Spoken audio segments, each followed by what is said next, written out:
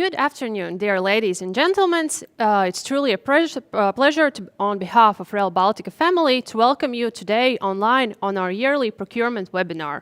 As you may already know, the concept of this webinar is to share our information on a variety of procurement subjects, as well to engage with our current and future suppliers. Just for information, this event is being streamed in our Rail Baltica homepage, railbaltica.org, and as well, if something, also on our social media channels such as Twitter, Facebook, LinkedIn, and YouTube. Moving already alongside, just a reminder of the agenda of this event. The event is split in 4 major topics. Firstly, we will start with Rail Baltica global procurement approach and plans for 2023. After that, it will be followed by Rail Baltica in Lithuania, Latvia, and Estonia progress and procurement plans by each of the countries. After that, updates on the railway subsystems and consolidated material procurement, as well as sub-country options. And last but not least, as a request from our suppliers, we will end with handy tips on the specifics of e-tender systems in each of the Baltic in each of the Baltic states. As well, in this our procurement webinar, there's a possibility for interactive questions. Feel free to go to Slido, enter the keywords #Rail Baltica Procurement 2023, or scan the QR codes, and you can ask our questions. But please note, questions related to procurement will be answered after each of the presentations. And as well, if some of the questions are missed, don't worry, the questions will be summarized and they will be later on uploaded in our homepage. To kick off the event, I would like to introduce the first segment, which will be Rail Baltica procurement approach and plans for 2023, that will be presented by Kristian Pirsalu, our head of procurement at RB Rail AS. Kristian, the floor is yours. Thank you. Ladies and gentlemen, it's a pleasure to be with you this afternoon, live from Riga. And as usually, spring is an opportune time to look at what lies ahead this year. Then let's take a look at what is in store for Rail Baltica this year. As it happens, officially the spring has started, but we are greeted by snow this morning in Riga. We woke up to all the land covered in white snow. So maybe it's the last chance to go and enjoy the winter as well before the heat strikes. But let's take a look at what we have planned for this year. I will introduce you to what procurement approach and plans we have for 2023, followed by my colleagues later this afternoon going into more specifics on some of the topics. So I will take you through the procurement policy key aspects and topics. And what this will include is some of the key elements that we have in the policy and also expectations towards the suppliers. Then we will take a look at the supplier survey results. It's an annual survey that we've run for the 5th year already, so we have a good comparison to show to you. And this is, in a way, feedback from us on the basis of the feedback that we have received to us from the market. So this is something that will be valuable to see how we are perceived at RB Rail regarding our procurement activities and practice. And last but not least, we will briefly take a look at also the procurement activities going on this year. But first, let's take a look at the procurement policy. And to understand the policy, it's also important to understand the structure. We have rather a complicated project structure with multiple implementing bodies across 3 countries. And this is also the reason why the policy itself is a little bit complex as well. So we have an overarching procurement policy, which we call the Common Procurement Standards and Guidelines for Rail Baltica, in short CPSG. And this is something that is applied across the project by all the project implementers. Now we have the implementers in different countries, and there are 4 main implementers. The joint venture RB Rail, then EEST, who is the project implementer in Latvia, Rail Baltica Estonia, who's the project implementer in Estonia, and LTG Infra, who's the project implementer in Lithuania. And so also we have different procurement legislation that applies. To RB Rail and EEST, the procurement law of Latvia applies. To Rail Baltica Estonia, the procurement law of Estonia is applicable, and LTG Infra undertake procurement activities on the basis of the Lithuanian procurement law. And this is the reason also why we have separate procurement policies under the overall umbrella of the Common Procurement Standards and Guidelines, whereby each of the companies also has their own specific, company-specific procurement policy. Now, if we talk about the CPSG or the Common Procurement Standards and Guidelines, then the main aspects from the project side are fairness, free competition, transparency, equal treatment, non-discrimination, which we would like to believe are self-evident, actually. Then value for money, of course, and in that we talk about not just the money side, but also the value side. So the value for money has two key aspects. It's the value that we get, and then we also talk about the money side, how we get it and how we maximize the value. Efficient use of resources and standardizing our ways of doing things. Common sets of minimum requirements for qualification. This is also something that we have a rather standard approach on. Then social and environmental sustainability, also anti-corruption and avoidance of conflicts of interest.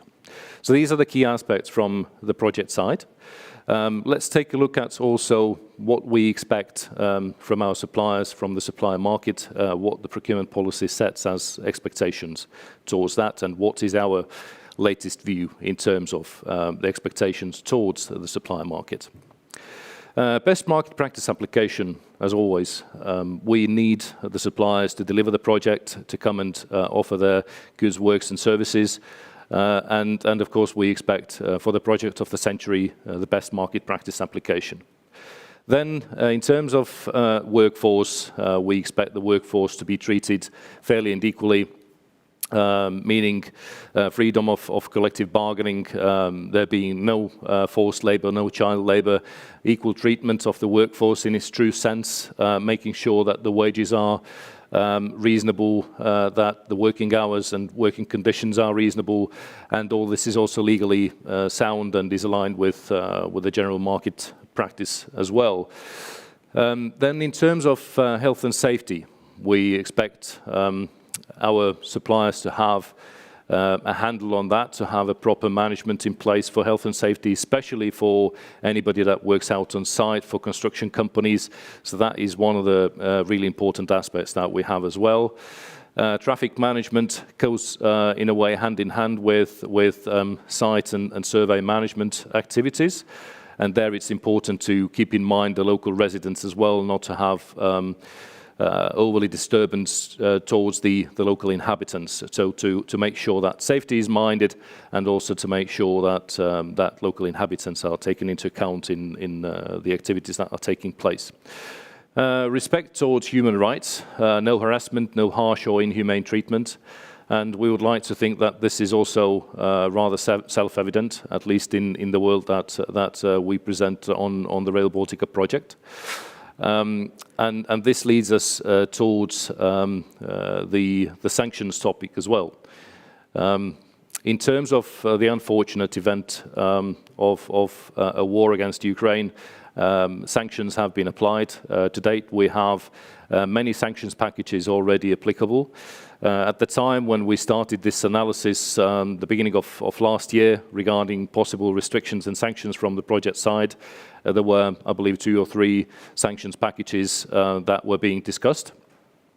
Now there are 11, and this is something that we feel very strongly about, and we believe that our supply base also needs to understand that we feel strongly about it, and needs to also have a handle on the application of the sanctions. So we expect no Belarusian suppliers or suppliers in our contracts and supply chains. And this is something that we have or will have requirements for in the future contracts as well as in the current procurement activities already we have. And we expect also our suppliers to turn attention to that and to make sure that they don't involve any companies or suppliers from those regions. In addition to that, we expect also our suppliers and contractors who are the experts in their market segment to apply risk mitigation measures and to make sure that they have risk governance in their organization, meaning that they're able to mitigate supply chain risks, they are able to handle subcontractors on their sites, and take appropriate measures if anything were to happen in this uncertain time in regards to any of the suppliers or subcontractors that they have engaged. And this goes actually in advance even of the engagement to make sure that there is an understanding of the market, where the market is heading, and to already in advance mitigate these risks by involving the most appropriate subcontractors. Respect towards the environment is also something that we believe important, and this is also engraved in our procurement policy. And what this includes is attention to chemicals and hazardous materials, wastewater and solid waste management, air emissions, wastes and recycling, and also noise and dust. And there will be more specific requirements, of course, in any particular contract where they are applicable as well. And last but not least, ethical conduct, which we would like to believe is self-evident, but we see that it's not necessarily always so, because we are a large project and we see many suppliers also coming from many different countries and having different approaches. But on our project, we have a zero tolerance against corruption and conflict of interest situations. And we have an obligation to report such instances if we see anything untoward taking place. No gifts and hospitality, so please do not approach us with any such kind of offers. There are also, at least under the Latvian procurement law, restrictions, post-employment restrictions in place for people that make decisions and the people that can be in the procurement commissions. Then respect for business ethics and moral behavior, including also the way how our suppliers behave and the values that they exert as well in the procurement procedures. So we would like to see no attempts to damage or skew competition through our procedures, and no disruption to the procurement process if there is something to do with trying to influence, let's say, one's competitors. The official procedures, let's say the procurement procedure or the appeals procedure, are not intended to that. And if we see any activities as well, we have to address it, and we have to report that. So what we would like to see is, of course, open competition, free, fair, transparent competition. If there are true and significant issues, we want to know them, we need to be aware of them, and we are very much willing to address them with our suppliers. This is one of the reasons why we feel strongly about having post-tender debriefs with key tenderers as well. Especially on our key tenders, we offer this opportunity. For the reason to allow our suppliers to understand why we make certain decisions and how the rules and regulations of the project work. So this is the main part of the supply or expectations towards our suppliers from our procurement policy. There are many details included in that policy, so please take a look at our website. We have it published on there. So the common procurement standards and guidelines are published on the website and freely available. If you have any questions, you can always contact us and ask us.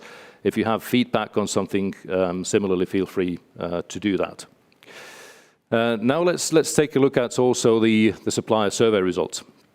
And the supplier survey is something that we have run for 5 years now. It's been live since 2018. We have always been open about the feedback as well. So regardless of the results, we have always shared the feedback back to the market as well. How we, as RB Rail, are perceived as a procurement organization by the suppliers.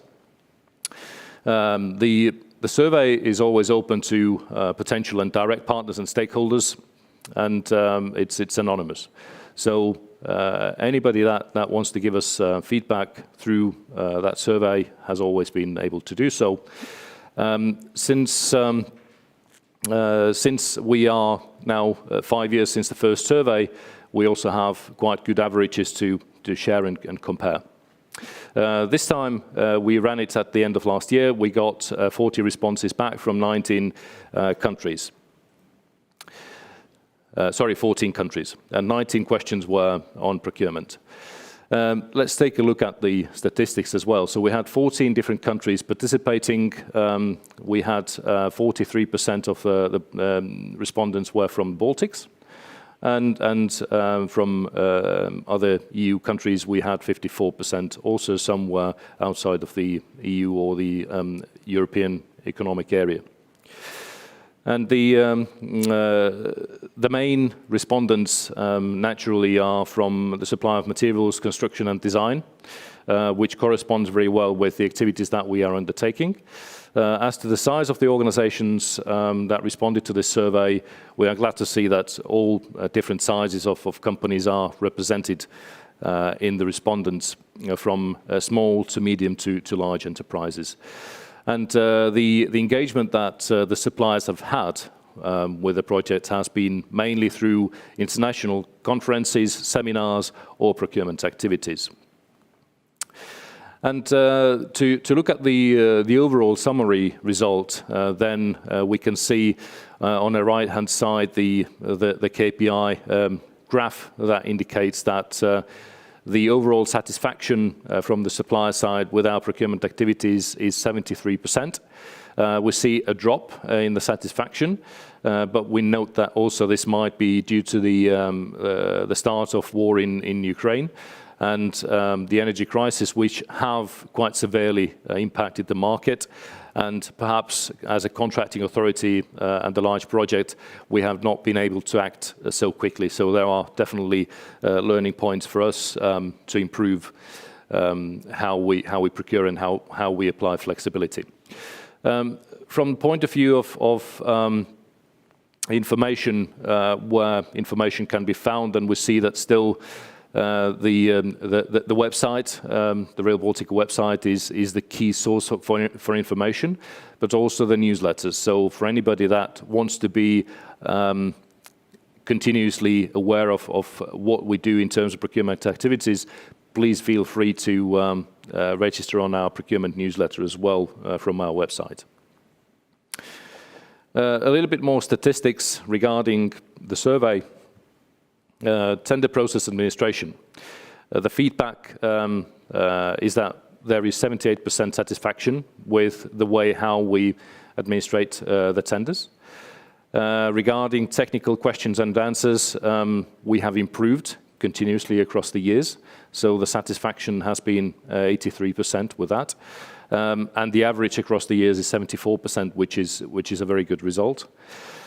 The procurement requirements and forms, which is how tenderers understand, how easy it is to understand what we are asking, and how easy or difficult it is to fill in and submit the forms. The satisfaction average across the 5 years is 78%, and in the last survey it was 80%. So it's a rather consistently high result that we have achieved, and we have also a practice of continuously improving, reviewing the forms, improving the forms, understanding where there are shortcomings, and improving the ability to supply information and improve the ease of submitting procurement proposals. Technical specifications, the result has very slightly dropped from last year, so the satisfaction is around 75%. Overall, across 5 years, we have improved the quality of specifications. But as they get more complex, as the project gets bigger, they also become more difficult and more complex. So this is probably reflected also somewhat in the result. Regarding contracts, we have somewhat improved regarding the satisfaction. Overall, I would say also here the satisfaction level is rather consistent, that we produce a relatively high quality documentation regarding contracts. And in terms of the ability to meet procurement requirements, we saw a slight drop after the COVID period. And then we were not really fast enough to adjust the qualification requirements.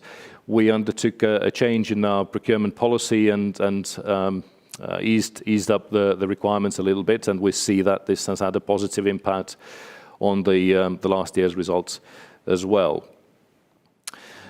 And in terms of equal treatment, we see that there has been a drop in the suppliers' perception as to whether the suppliers were treated fairly and equally throughout the procurement process. So this is something that we will be looking into more deeply as to what and why has happened there.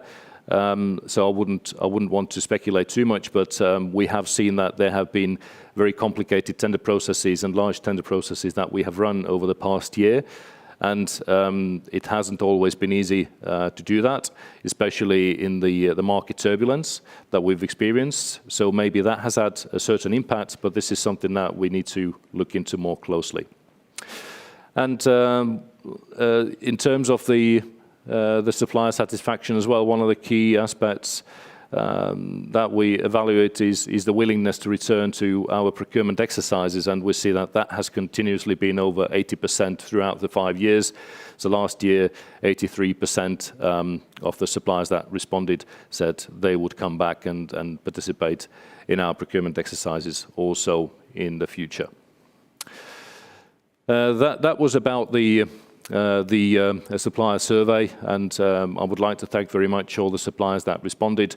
This is something that we have done annually, and that has helped us a lot in terms of improving our procurement practice, understanding where we are, and going forward with improvement. Last but not least, let us take a look as well quickly at the procurement activities that we intend to have or are having this year. So 2023 is seeing mostly activities that have been published last year. And we have big procurement activities ongoing already. In terms of design, we have 3 large design packages that are being procured in Lithuania, Vilnius-Kaunas, Kaunas-Polish border, and Kaunas urban node. Then we have 2 very significant and large procurement packages in terms of electrification for the entire project and command, control and signaling. And my colleague Aiga will tell you a little bit more about them later on, where we are and how we're doing. And consolidated materials. So we are procuring the framework agreements for consolidated materials, being the materials for laying the railway, rails, ballast, sleepers and turnouts, for instance. So these are large packages that take a lot of effort and resource to procure also from our side. So these are the things that we continue with to procure and finalize the agreements. So all that said, this year we will see more administrative and supportive type of procurement activities from RB Rail. And the procurement plan is being updated as we speak, actually. So the updates are appearing on our website today and tomorrow. So please do check our procurement plan on the website. You have the link on the slides as well. And please do keep in touch with us. So in terms of the wider sense of procurement, my colleagues from the national implementing bodies will give more insight and understanding on what will be happening in each of the countries from the joint venture. Thank you very much. It's been a pleasure to present to you today, and please do take a look at our website and register on our newsletter and come and participate in our tenders. So thank you very much. Thank you, Christian, for the great presentation. I hope also our viewers found it really valuable and great. But while you were presenting, we received a few questions, so hang on for a few minutes more for some questions. First of all, one of our viewers would like to know, the question comes in two parts, in how big scale there are green public procurement tenders in Rail Baltica, and if they are less than 50%, why Europe's Commission goals, which were set in 2008, are not met? So green, this is a good question actually. Green is applied in different ways. Now the question is it engraved already in the technical specification? So in other words, is the work already done by specifying what we require, or do we have specific tender conditions, let's say evaluation criteria, or do we have certain qualification requirements? So in our common procurement standards and guidelines, in the qualification requirements, we have a standard requirement for the environmental qualifications as well. And in some tenders, we do apply additional criteria, but a lot of the work is actually being done by the technical teams by already establishing the conditions. So it applies in different ways. And sometimes also there is additional discussion during the implementation with the suppliers as well. Thank you. Second question, sorry for asking, don't want to throw you under the bus, but it was our most asked question. Nearly 10 viewers asked it. Rolling stock procurement tender, what and when? Can you share some views on that? Rolling stock is currently not our procurement plan. Definitely there will be topics to be addressed, so we would expect that also our beneficiaries will share some information on that soon enough. From the joint venture side currently there are no particular news to share on rolling stock as such, but the work is ongoing in the background, and I'm sure that soon enough we will hear more information on this. Excellent. And just to also sum up, a lot of our viewers are asking, they are interested in the promotion of the public procurements, and any tips from your side for large procuring authorities to get into our procurements? Okay, so if I understood the question correctly, it's about how to get into our tenders, yes? There is obviously the ability to get in touch with us directly to understand what any particular tender contains or means on our procurement plan. There is a lot of information on our procurement website as well regarding who we've already contracted, to understand what is the range of companies we are working with, to understand what might or might not be the subcontracting opportunities. And of course, we publish our tenders on our website, on the procurement system, and it's possible to get in touch through that. So we don't have any particular kind of hurdles to be minded, but I would suggest that anybody that is truly wanting to get involved with Rail Baltica, please do, if you have trouble registering or understanding what to do, write us, call us, get in touch with us on LinkedIn or by other medium, and ask us specific questions we can answer. And we always help our suppliers, so that's for sure. There's no, I would say, there's no particular hurdles, but I would suggest to get registered on the procurement system early. Okay, great. Thank you, Christian. Thank you for your presentation and the answers. You're free to go. Won't torture you anymore with any more questions. And yes, just to maybe comment to our viewers, if somebody joined a bit later, as advised in the beginning, this is an interactive webinar, so there is this opportunity you can ask to ask questions. Questions can be asked via the application Slido, where you enter the keywords #Rail Baltica Procurement 2023, or in all the events, in all the emails, and also on our homepage you can find the QR code, just scan it, possibility to ask question. please as this is procurement webinar, ask questions regarding procurement. Those will be answered, but if any question is missed later on, they will be combined and the answers will be put on our homepage. Also wanted just to share that we received information this webinar currently is being watched by around 250 viewers, so thank you for reserving this time and following us. So, to continue, the next segment of the procurement webinar is Rail Baltica project in Lithuania, Latvia and Estonia, progress and procurement plan. And this segment will be done by 3 separate presentations. So first of all, first presentation will be done by our colleague Vaiko Egert, the COO at Rail Baltica Estonia, but he will be joining online and hopefully he is already on the feed. Vaiko, are you here? Yes, can you hear me? Yes, we can hear you loud and clear. So, how are you? How is the weather in Tallinn? Getting better, hopefully. Not raining, but no sun either. Okay, great.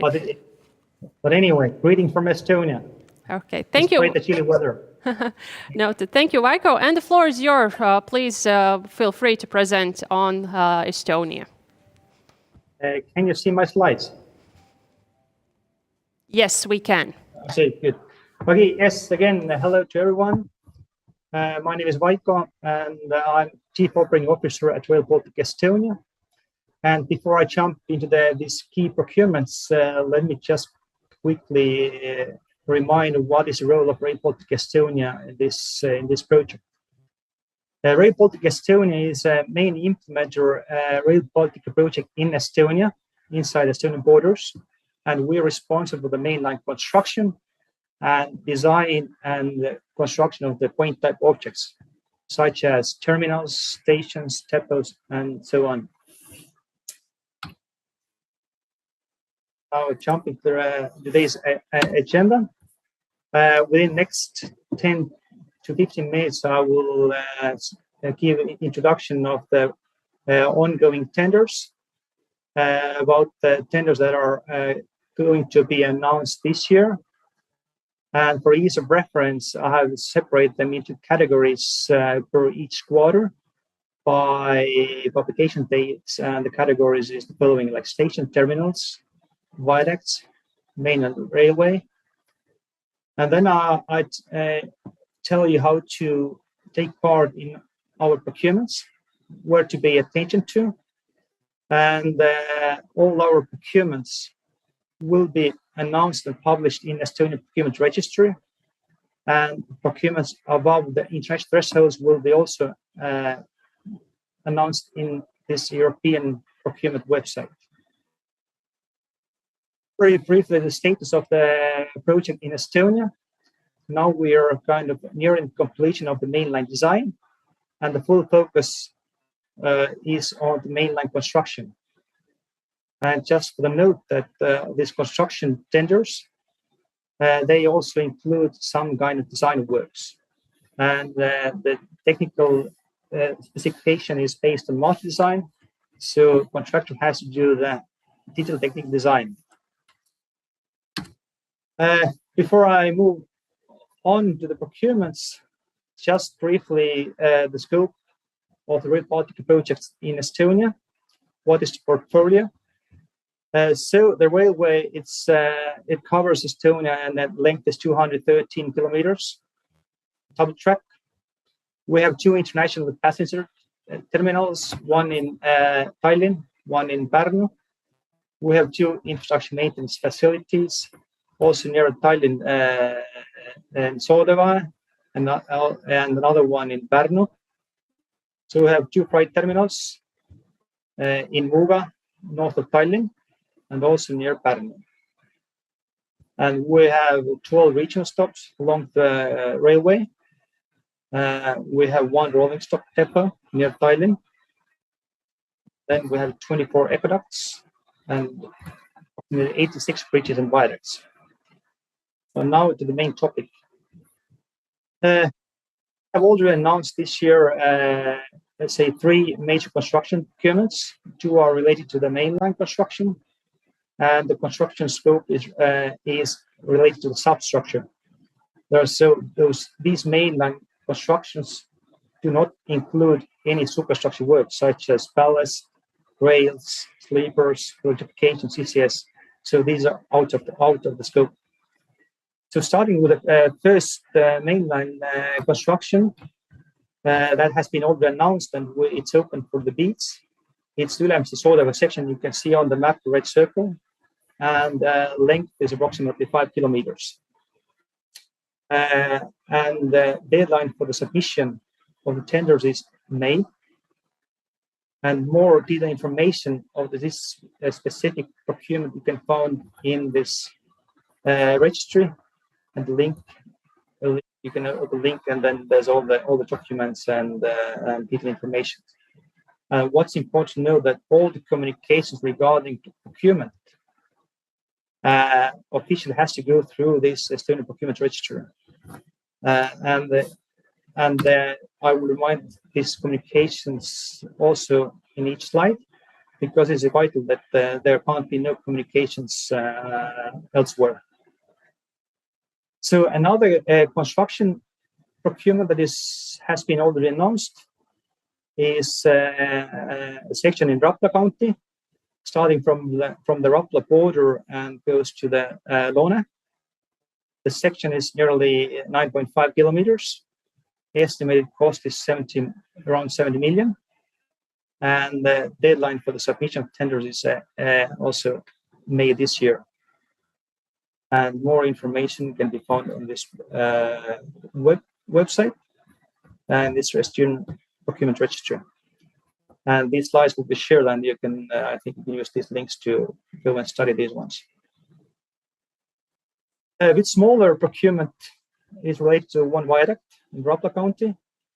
And its cost we expect to be around 5.5 million. And it's in Rapla County, and the deadline for the submission of the tenders is May, 10th of May. So about the procurements that will be announced. Second quarter, there will be one mainline section, Loone-Kuku, a length of 7.2 kilometers, and the expected value of the contract will be around 62 million. Another procurements related to the viaducts. Altogether, 5 viaducts procurements will be announced. 2 of them, Juula and Parila, will be procured by us, Rail Baltica Estonia, and the rest 3 they will be procured by Estonian Transport Administration in close cooperation with us. So there's 2 viaducts are in one procurement. Another Congo traffic junction is a separate one, and it includes 5 structures.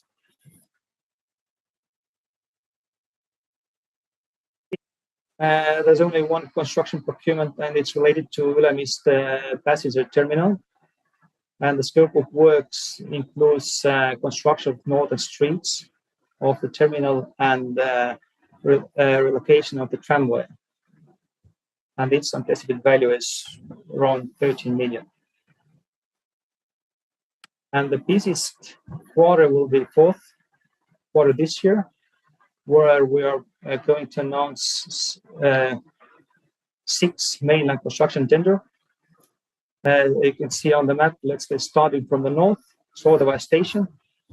It includes the station area, substructure work for station, and 2 major structures like Lagedi road viaduct and Lagedi tunnel.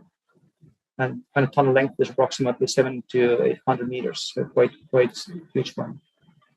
Moving to the south, next circle, the bigger one, section starting from Vaskala-Ülemiste channel to Kangro. Its length around 6.8 kilometers.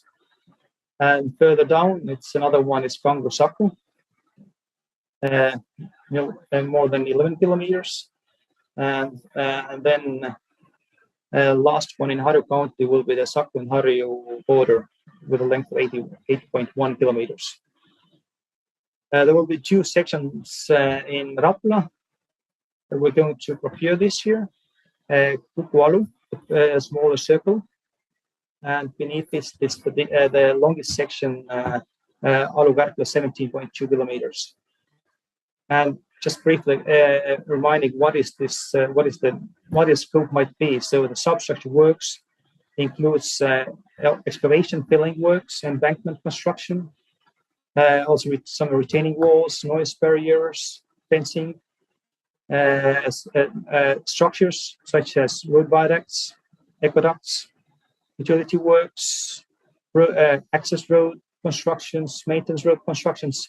The scope varies, and the detailed scope will be available in the tender documents. And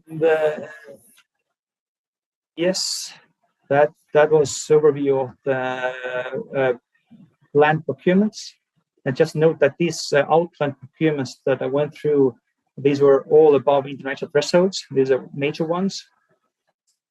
And how to participate in our tenders. So all the tenders will be announced in this Estonian procurement registry, and they also appear when they're above the threshold of the international tender. Also will be available in this European registry, TED. Also, you can find information about the procurements in an informative way from our webpage, Rail Baltica Estonia and RB Rail. Like Kristen introduced these procurement principles, these thorough documents like the guidelines. I really recommend to study these ones, and then you have a better picture of what to expect and what is expected from us. Quickly, what we have noticed and what we have experienced, especially regarding international participants, that the requirements sometimes are not met, especially if there's like the requirements for certain documents to be submitted, and if any of these documents is missing, then it means disqualifications.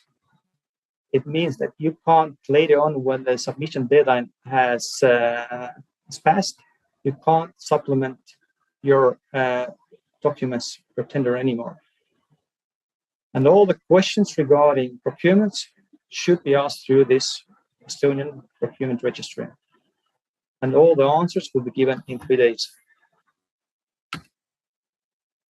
And just to give a glimpse, what might be the qualification criteria. Basically, this can be divided into 5 groups, like legal standings, financial turnover and liquidity, technical and professional ability, quality standards, environmental standards. And what's important to also pay attention is that if there's a requirements regarding quality and environmental standards, then and you're participating as a consortium, then these criteria applies both of you. So each of the company has to have these standards correctly. Going into more details, so if we go through some of the criteria and the requirements, most probably we will have in tenders are the following. Regarding legal standing, so the company has to have in its country's commerce registered registration. Regarding economic and financial standing, they have to have a 3-year average turnover, minimum 100% of the contract price. Liquidity ratio has to be 1 or more, and the company has to have a positive equity. Regarding technical and professional ability, company has to have at least fulfilled similar kind of scope work contract within the last 5 to 7 years. It might vary, and for at least the scale of 70% of the estimated contract value. And regarding key experts, probably there will be 5 to 7 year experience requirement. It also may vary, depends on the procurement. They have to have managed similar contracts, have to have an applicable qualification, and so on. And regarding quality and environmental management, you have to have ISO certificates or equivalents. And more information about this, the minimum qualification requirements, and else you can find this common procurement standard guidelines that Christian briefly explained, and point out where to find this document. Basically, that was it. Thank you. Yes. Thank you, Vaiko, for the great presentation. Truly enlightening. Hopefully also our viewers find the information valuable on Estonia. But hang tight, please, a bit, still a few minutes. We have received 2 questions from our viewers. First one is, how far along is the stage 1 construction procurement of the Pärnu cargo terminal? Can you share? Definitely, it's not going to happen this or next year. If it's regards this terminal itself, but there's kind of terminal related. It's construction base and its value it's below interest threshold. Its expected value is around 3 to 4 million, and it's kind of preparation for the construction base. It means that we can use this land. It's prepared for the storing construction materials. And if this can be read as a stage 1, then this is the case of this year. But regarding the terminal itself, it will be the matter of not even next year. It will be a matter of year 25. Mm-hmm. Understandable. And the second question, similar, but more focusing on the construction itself. Our viewers would like to know, when will the construction of the Ülemiste Tallinn terminal and the Pärnu passenger terminal begin? Can you share some timeline, some possibilities? Regarding Ülemiste, I would say that it has already started. That we have split the Ülemiste, let's say Ülemiste project, the Ülemiste terminal, into different procurements, and 2 of them, first and second stage, has actually pretty much in the contract. Actually, currently it's in signing contract. We're in the contract signing phase. And the construction work starts, I would say, next month. The first phase involves 1520 related works, so we need to relocate 1520 tracks. The second stage that we signed the contract next month is related to the concrete works, all the tunnel, all the structures. And the third stage, I would say that this is the one we are going to announce this third quarter.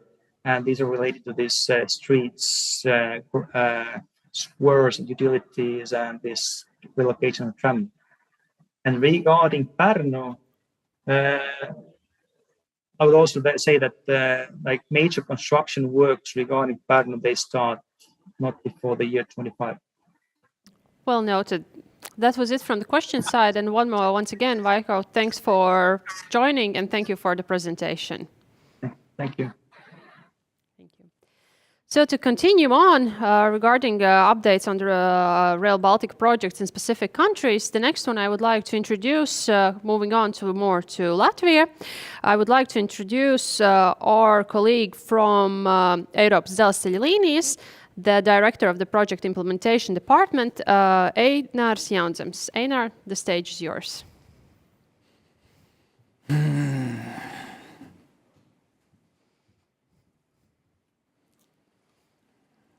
Good afternoon, ladies and gentlemen, dear listeners, and also colleagues here in presence.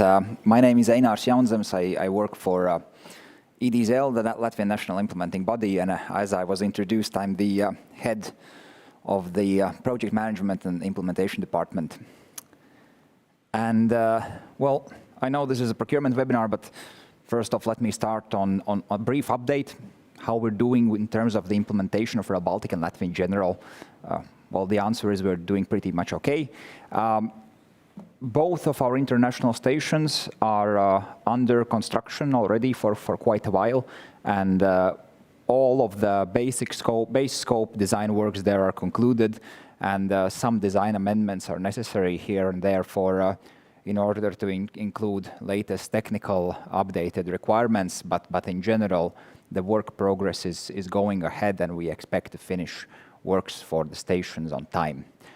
We have also started to design our largest intermodal freight terminal in Salaspils, The design was started in the middle of last year, and actually today field investigations are started as well. This is quite a cold and snowy day outside in Latvia, so I give my best out to the guys in field starting to do boreholes, but we are moving ahead with the design. We have included there some design amendments to include also military mobility capabilities, which are becoming more and more important given the geopolitical realities, and we expect to finish the works in mid-2024. The regional stations, outside of our international stations, we also design 17 regional stations. 16 of them are for Rail Baltica route, and one of them is for existing 15-20 tracks.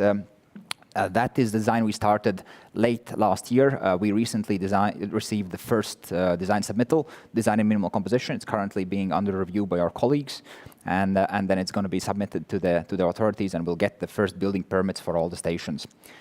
Infrastructure maintenance facilities, we have one in the north of country, one in the south, Skulteniecava.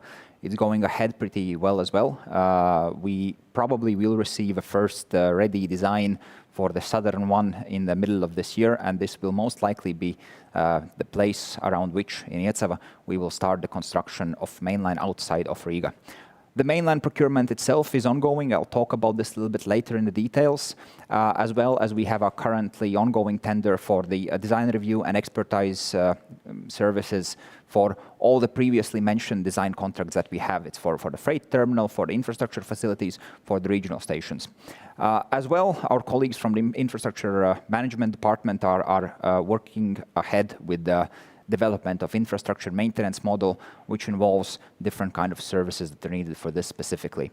But as I mentioned, mainline construction and mainline supervision is the largest tenders that we currently have, and frankly speaking, in each respective field, they're the largest tenders in Latvian history. And we're talking about 220 kilometers of newly built double-track railway outside of Riga administrative territory. And we often get asked, why did we choose to go with the one contract? Because our neighbors, both northern Estonia and southern Lithuania, well, they chose a slightly different approach. And we had much of thought under this, and there were actually several conclusions. And one of them, well, obviously, larger contract gives economy of scale, both for the unit price and for the optimization possibilities.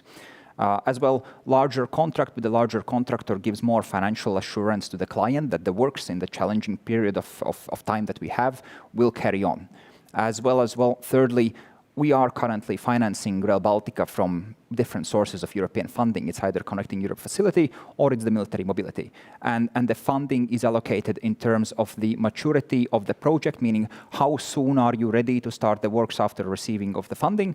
And well, we are receiving the highest possible level of maturity once we sign the contract with the contractor, because it's mobilized, the resources are there. As soon as we get the funding, we can get the works going, meaning we receive not only possibility to end the construction as soon as possible, we also receive assurance that the project will go on. So our contractor, his subcontractors, the supply chain, all the construction industry in Latvia can rest assured there will be a lot of work to do.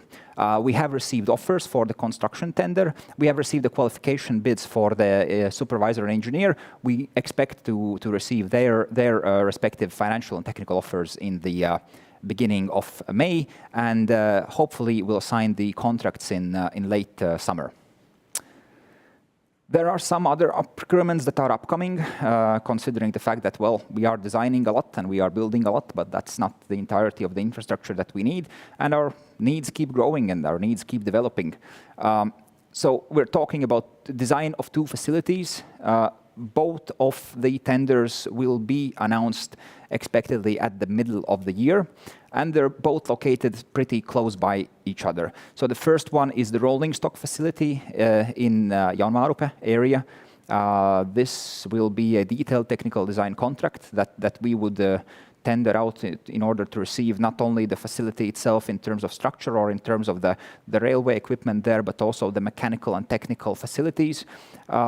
And the other one is a multimodal cargo terminal nearby Riga airport.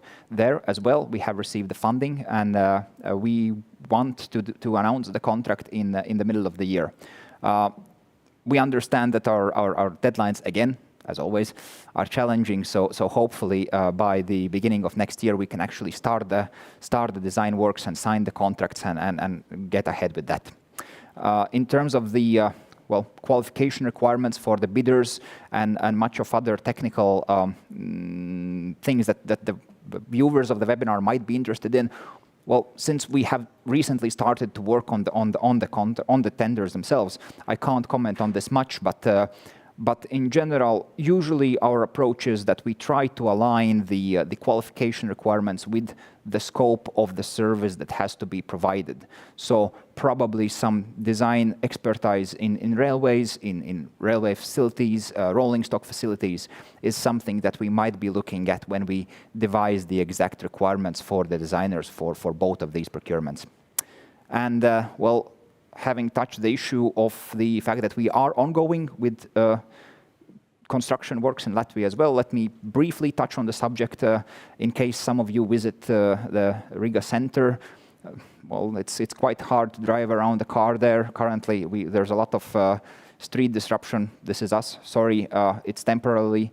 We are fixing it. It happens during construction. We have finished already several viaducts. We have finished the elevator shafts and the escalator shafts for the station building itself, and this 2.5 kilometer long section of Rail Baltica mainland that goes through the urban historical center of Riga city is currently fully under construction, and this is done again without interruption to existing railway traffic and with minimized interruptions as much as it's technically possible to the pedestrians and the drivers and the public transport on the street level. This was the first construction site that we started in Latvia. We started in November 2020, and currently we've invested over 100 million euros in the project itself, and it really shows if you visit the site. We have achieved actually quite a lot. And the other one, for those of you who happen to be flying into Riga or leaving out from Riga airport, well, there's a lot of construction works going on as well. You probably see our piling rigs are creating the pile field that we will need to start building up from the ground level, the superstructure. We recently closed down the existing motorway that went to the airport, and we built a new one. We will actually double that with a second access motorway in the coming months, and we are strongly on track to finish the station structure itself and the surrounding road network and external utility networks by the end of this year, and then we'll probably keep construction with the mainline viaducts towards both the Riga city and south towards the border with Lithuania. So progress is ongoing. Keep following us. Thank you. Really, thank you, Einars, for the valuable presentation. Hopefully also our viewers found this information regarding Latvia valuable and interesting. But please stay for a few minutes. We have received 2 questions. So first of all, continuing on the main line, our viewers would like to know, when will the Rail Baltica mainline construction in Latvia, the construction itself, when will it be started? Okay, very good question. So we expect that we can sign a contract in late summer. And after the contract signature, well, there's a different procedures that you have to go through. There's a different sets of reports that the contractor has to provide in terms of the scrutiny, design review, the optimization suggestions, and so on. So the contract signature end of summer, the construction itself on site, guys physically with shovels digging, probably very late this year. Again, this little bit is connected with the progress with currently ongoing designs. We know that designs are coming in, so I truly believe that it is entirely achievable to get them approved by the end of the year, and well, hopefully this will happen. Great, so Latvia getting more busier with construction works. Definitely, every day. And then there's a second question. Is there expected a technical feasibility study for Jānumarupe rolling stock terminal? Yeah, there actually is. And this is currently handled by our colleagues of RB Rail with the help of expert pool.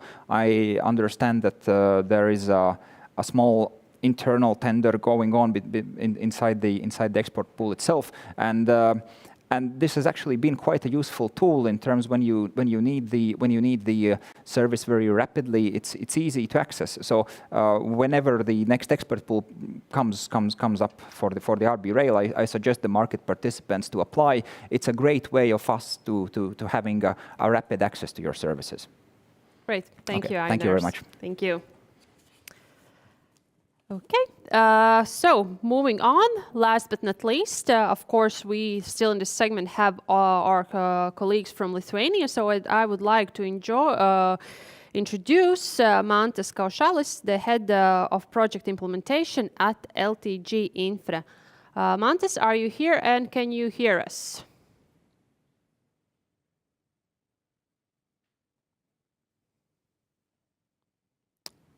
Mantas?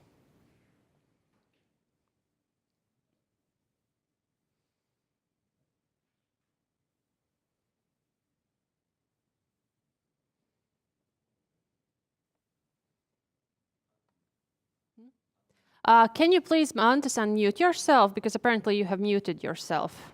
Okay. Oh. Now it should work. So, hello Great. everyone. Can you hear me now? Yes. Yes, we can hear you and we can see you. So, Mantas, the stage is yours for your presentation.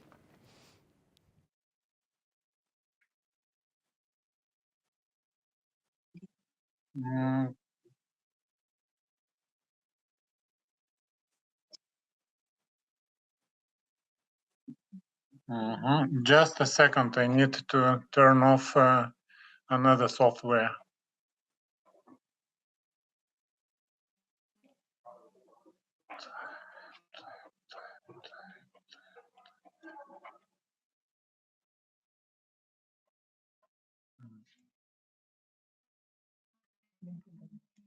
Sure.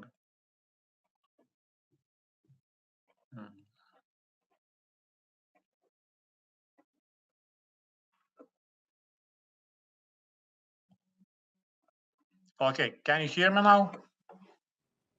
Yes, we can hear you. Okay, so finally I can start. So I'm Mantas Kaušalis, head of project implementation in LTG Infra, which is implementing body in Republic of Lithuania. So I would like to start from the scope of Rail Baltica project in Lithuania. So our general aim is to design and construct about 400 kilometers railway network of 1435 gauge with 3 transport hubs or nodes in Kaunas, Vilnius, and Panevėžys, as well with 3 international passenger stations, again in Kaunas, Vilnius, and Panevėžys, at least 2 intermodal terminals in Kaunas and Vilnius, and other terminals, of course, will be built in Panevėžys as well. In parallel with military mobility initiative, there will be constructed about 7 military mobility areas in Šeštokai, Marijampolė, Kazlų Rūda, Kaunas, Vilnius, Jonava, and Panevėžys. Then 2 international airports of Lithuania and Vilnius and Kaunas will be connected with Rail Baltica as well. Again, 15 regional stations in all parts of Rail Baltica will be designed and constructed, as well 2 border stations, and it seems that's all. So we are implementing Rail Baltica, generally speaking, in 4 parts. In Kaunas, Vilnius, our most matured section, Kaunas Latvian border, Kaunas Polish border, and in Kaunas node. Then our major milestones are to be prepared for the construction works in all sections in the end of 2024. Then in the end of 2028, we are planning to launch pilot traffic operations in some international sections. At first in Kaunas-Panevėžys Latvian border. Then of course, the aim is to launch pilot traffic operations in Kaunas-Polish border and Kaunas-Vilnius as well. And to complete project until the end of 2030. So it means all construction work should be finalized and CCS subsystems should be designed and implemented, and of course testing services should be completed as well. Then let me present achievements in last year. So additional financing of 127 million was acquired. Final phases of ongoing special planning were started. So the planning, special planning is now in 3 sections in Kaunas-Vilnius, Polish border Kaunas, and Kaunas-Node. Then some minor planning we have in Panevėžys railway node with the aim to find a new location for the Panevėžys International Station, let's say so in the vicinity of the center of Panevėžys. And another task is to finalize the territorial planning for regional stations from Kaunas to Latvian border. For this, other regional stations, the services are included in ongoing our special planning documents from Kaunas to Vilnius, Kaunas-Node, and Kaunas-Polish border. Other achievements are design procurements for point type objects are announced. Later on, I will go to more details. Then, of course, development of infrastructure management model continues. Priorities for this year. So again, fast forward for the construction in direction towards Latvian border. Then special planning of both Rail Baltica main lines as well of Kaunas node should be completed until the end of this year, probably for Kaunas node, and infrastructure maintenance facilities, territorial planning and air procedures should be finalized even in the end of this summer. Then the aim for this year as well, coordination and approvals of special plans with the governments to receive their final decisions. And with them, we will start the land acquisition for the public needs, where we will start in parallel the designing services. So next slide for the project financing. So today we have more than €500 million, 530 million allocated funds for the special planning, land acquisition, design, construction. Utilized funds about 108 kilometers for the same activities, and we are planning to submit European Union's grant application for 450 million. This will go for land acquisition and construction works. Speaking about construction strategy, so we are first implementing it in the horizontal split. So it means construction works are divided into design priority sections geographically. So you see from it the example from Kaunas to Latvian border. The same strategy is applied for Kaunas-Vilnius and Kaunas-Latvian border as well, and vertical partitioning scope of construction works. So it means we are dividing construction works into embankment and structures construction, as well melioration systems and access roads construction works. Then next level is for the upper track construction, and all the projects will be implemented within electrification and traffic control systems, or any CCS subsystems designing and implementation, and of course testing. Implementation progress. So territorial planning and land acquisition procedures for public needs have been completed in the most matured section from Kaunas to Polish to Latvian border. Then for the same part or section, design is in progress. So I would say that not in the progress, but in the final stage. We are acquiring building permissions, and we are already using most of that documentation for the construction tenders. So the construction is in progress as well. Access road in the second section from Šveicarija, Žeimiai is almost completed for the access roads. Then for the embankment and structures, the same section from Šveicarija to Žeimiai, and next section from Žeimiai to Šėta is already started, the construction works. As well, the construction works are started for the Neris River Bridge. And we have now ongoing tenders for first section from Kaunas to Šveicarija, and second ongoing tender from Šėta to Ramygala, priority section. In the nearest month, there should be started for the non-priority section for the same let's say section from Šėta to Ramygala.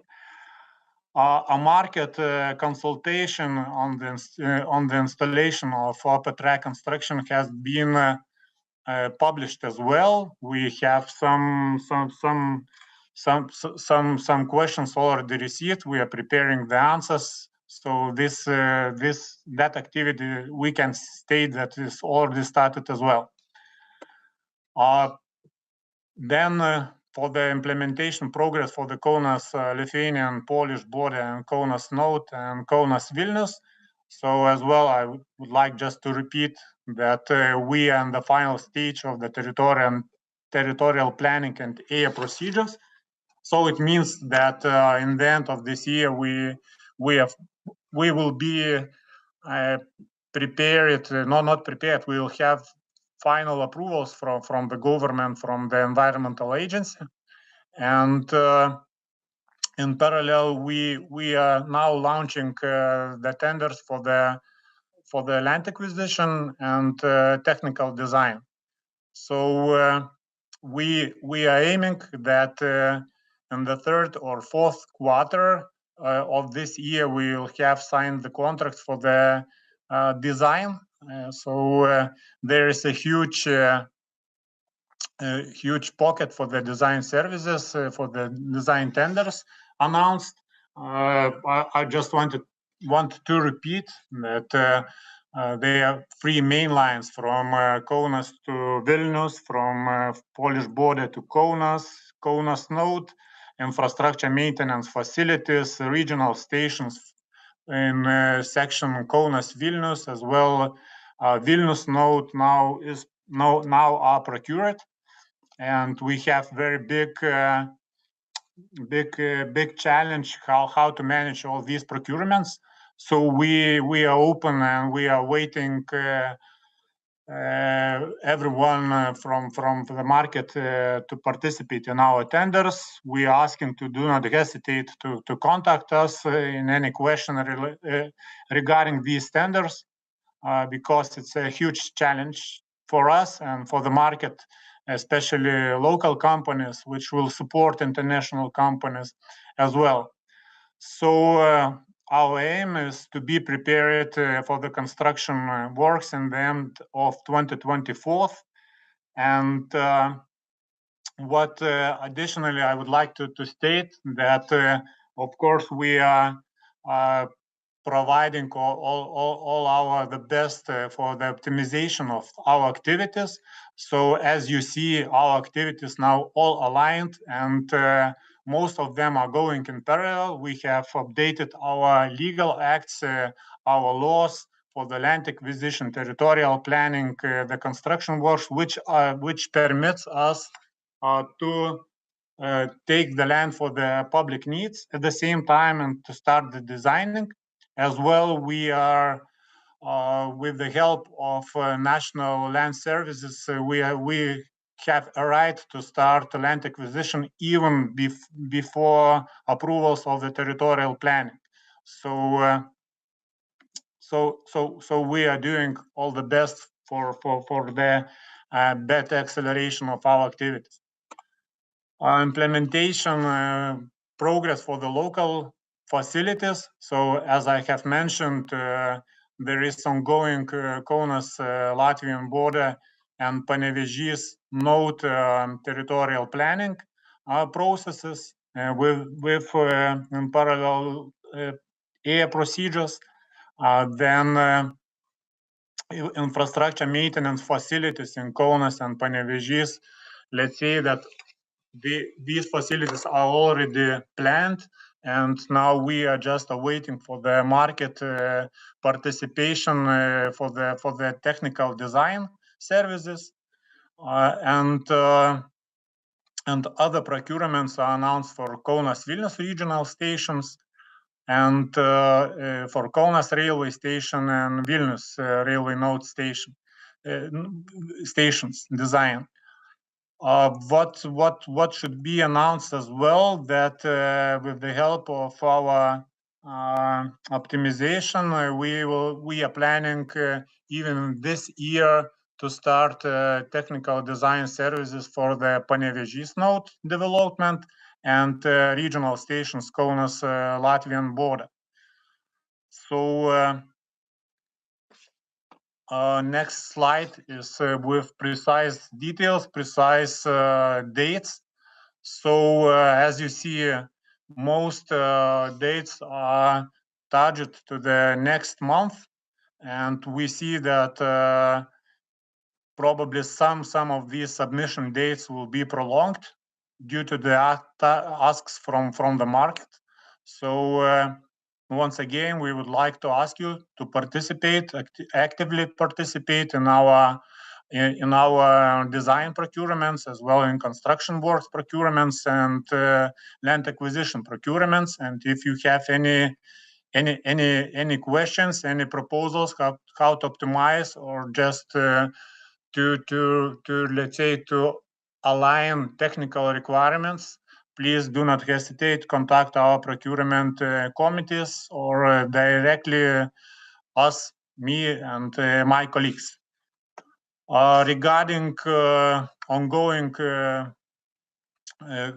procurements for the construction works, so there we have a very good and effective system within procurement terms, that at first we have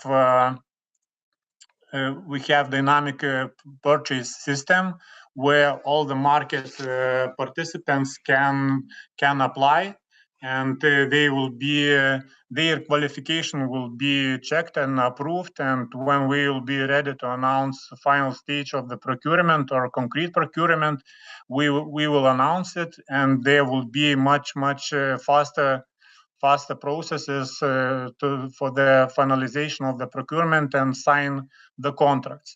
So once again, just want to remind that you can submit your proposals for dynamic procurement system for the construction works until these submission dates. After these submission dates, of course, there will be launched final stage of the procurement or concrete stage. And once again, you see our nearest procurement plans. So as I informed, next month, this will be, let's say, miracle month, probably, that there will be announced another pocket for the land acquisition tenders.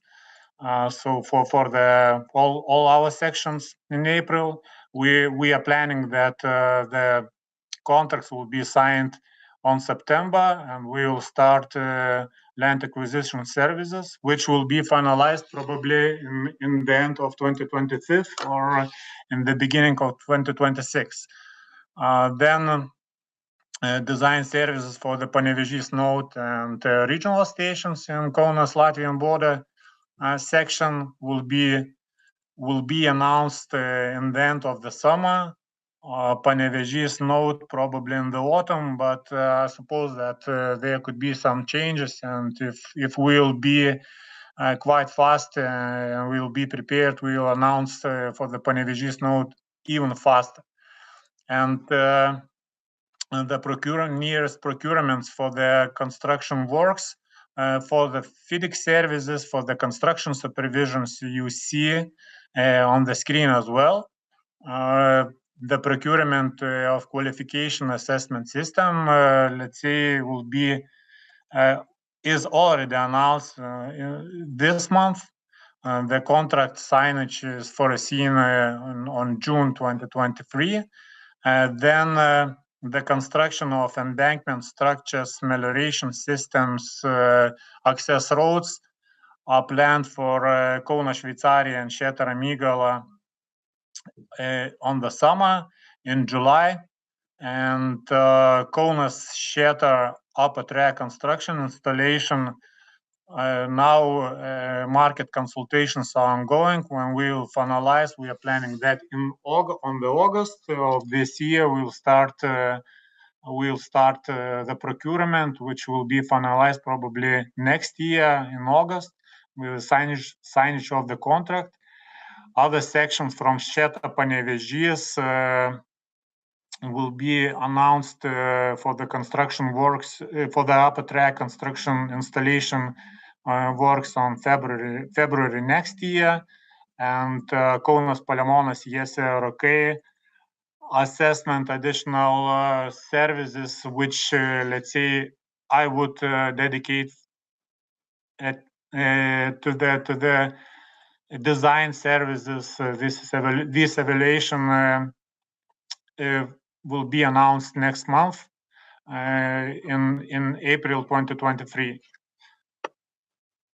So once again, we would like to ask you to be proactive and let us know and let us hear all your proposals and proposals how to improve, how to accelerate our procurements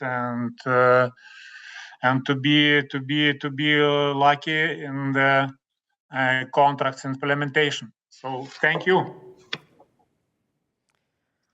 Thank you, Mantas, for the excellent presentation on Lithuania. Of course, please stay 2 minutes. We have received 2 questions. One of them, hopefully you can also answer, is from one of the suppliers. They are interested, is there any plans for LTG Infra regarding Rail Baltica on the IT infrastructure for cargo handling operations, TOS, and on analytics and planning segment for that? We would like to probably to analyze a little bit better that question because now we are aiming, as I presented, for the let's say first stages of the project, and that IT systems, of course, they should be analyzed, they should be purchased, but I believe that such tenders should be announced probably in 2026 when all structures, let's say railway sections, will be already constructed. But in any case, all such type of tenders can be announced, or market consultations could be started as well. Fairly noted. And the second question is from our viewers, when it will be clear where the international Panevėžys station will be located? Can you share some details? Our general idea to find the place as most as we can, let's say in the nearest place to the Panevėžys center or to Panevėžys densely populated areas. Let's say to serve as much as we can local passengers from the Panevėžys to shorten the distance between densely populated areas to the station. So now we have several alternatives identified by our planners, and next month, surprise month, let's say, our alternatives with cost-benefit analysis, multi-criteria analysis, and strategical impact assessment will be publicly available. We will start public consultations, public hearings processes, and in the end of the summer, I believe that our planning organizer, Ministry of Transport, will approve the best alternative. Then we will finalize the special plan next year, probably in June, according to our Jan charts agreed with our service provider. And after the approval of the special plan, again, land acquisition and technical design preparation services will be started. That's why we are planning this June to start procurements for the land acquisition and technical design, of course, separate procurements for the Panevėžys node development. Fairly noted. Thank you, Mantas. No more questions from our side, and thank you for the presentation. Thank you, too. Okay. So, dear viewers, thank you for hanging in still with us. 2 of the major subjects are done. 2 more to follow. A few comments from my side. Please remember, any questions you want to ask regarding procurement, you can do it via Slido application. With 2 possibilities, either writing the hashtag Rail Baltica Procurement 2023 or scanning the QR code. We will try to answer them as best as possible. Second thing, of course, also if you missed something, the beginning or so, it will be later on available on YouTube, this webinar. And of course, all the presentation materials will be shared with those who previously subscribed with the event form. So once the event is finalized, presentations will be sent to you. So moving forward, the next segment on our webinar is updates on the railway subsystem and consolidated construction material procurements and subcontracting options. And first, regarding the systems, the presentation will be done by our procurement manager at RB Rail, Aiga Benfeld. So Aiga, the stage is yours. Thank you, Eva. Good afternoon from snowy Riga. Today, my presentation, I would say, will be a bit shorter than in other webinars, as part of you may know that both procurements for NA and CCS design and build are ongoing. So we have limited options what we can for what we can inform you. However, still there are some topics I would like to touch upon today to focus maybe more on the scope and the current status. I already saw some questions in the slide as well, that there is interest on CCS candidates. So yes, yesterday we had the opening. So in my presentation, you will get this info as well. So very fresh one. And then I would like to start with energy subsystem design and build procurement. Before I go to the current status, once again, I want to show you the scheme which introduces the scope, because as one of today's topics is subcontracting, then I think it is valuable once again to go through the disciplines, what are included in the scope. So once again, all 870 kilometers of Rail Baltica is in the scope of this procurement. It will be SFC technology, and it will include all 3 main systems, so overhead catenary, traction substations, and energy control command system. So I would say these, if you are in the energy sector in these disciplines, the further information also for you will be valuable. If we speak about the status, currently we are heavily working on the 2nd stage procurement documents to be able to launch the 2nd stage of the procurement beginning of May or end of April, depends how it will go. and with a plan to conclude the contract January, February, so beginning of next year. And here you can see full deployment timeline. And here I want to also stress that part which is on the right side, so the deployment of the design and construction. So again, considering the scope that I already presented, and if you see that your company would be interested to be part of this deployment, then I can show you the list of the candidates which we currently have qualified for the second stage of energy design and build procurement. So these are 3 big candidates consisting of all, I would say, main market players in the field. Therefore, if you see any ideas or you're interested to be part of the project, I would kindly ask to look into possible cooperation. I will further in my presentation inform also on subcontracting approaches, but this will be a bit later. And then CCS. So here as well, I want to show you all the systems, what are included, because it's not the TSI only. So it includes all the systems related to the control, command, and signaling of the railway.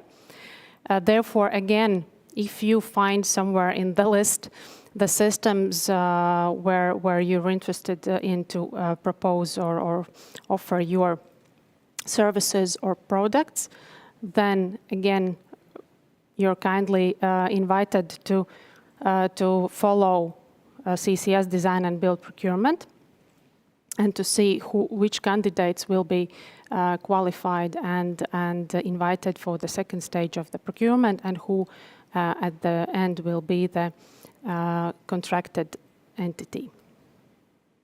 And as well on the status, so for ENE we have already second stage very close. For CCS, we are still in the first stage of the procurement. So as I said yesterday, we have opened the applications in the first stage. So now we will start to go through and evaluate which candidates shall be qualified and which ones not. And again, the aim is to launch the second stage in autumn this year and conclude the contract in mid-2024.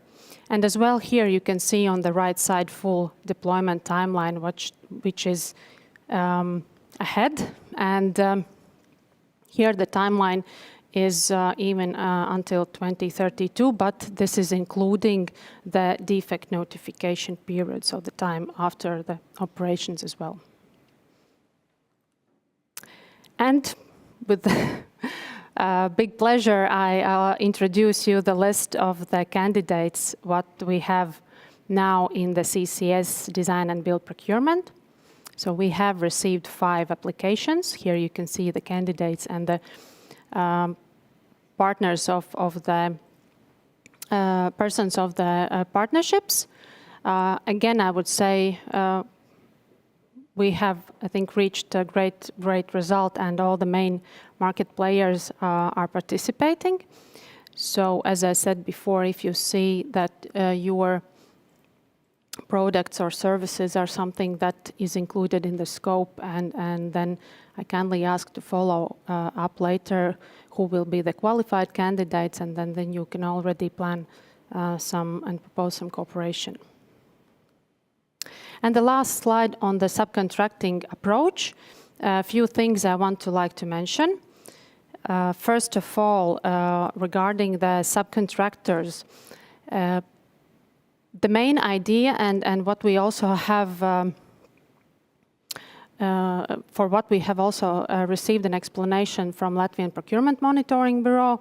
So it is possible to indicate in the procurement subcontractors, several of them simultaneously for the same scope of works.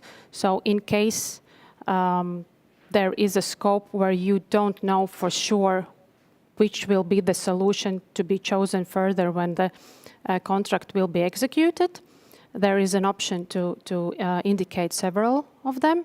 Of course, for all of the subcontractors, the exclusion ground check will have to be done, but it gives flexibility to indicate several ones, and then the contractor during the contract execution can choose which one of them will be chosen actually for doing that scope.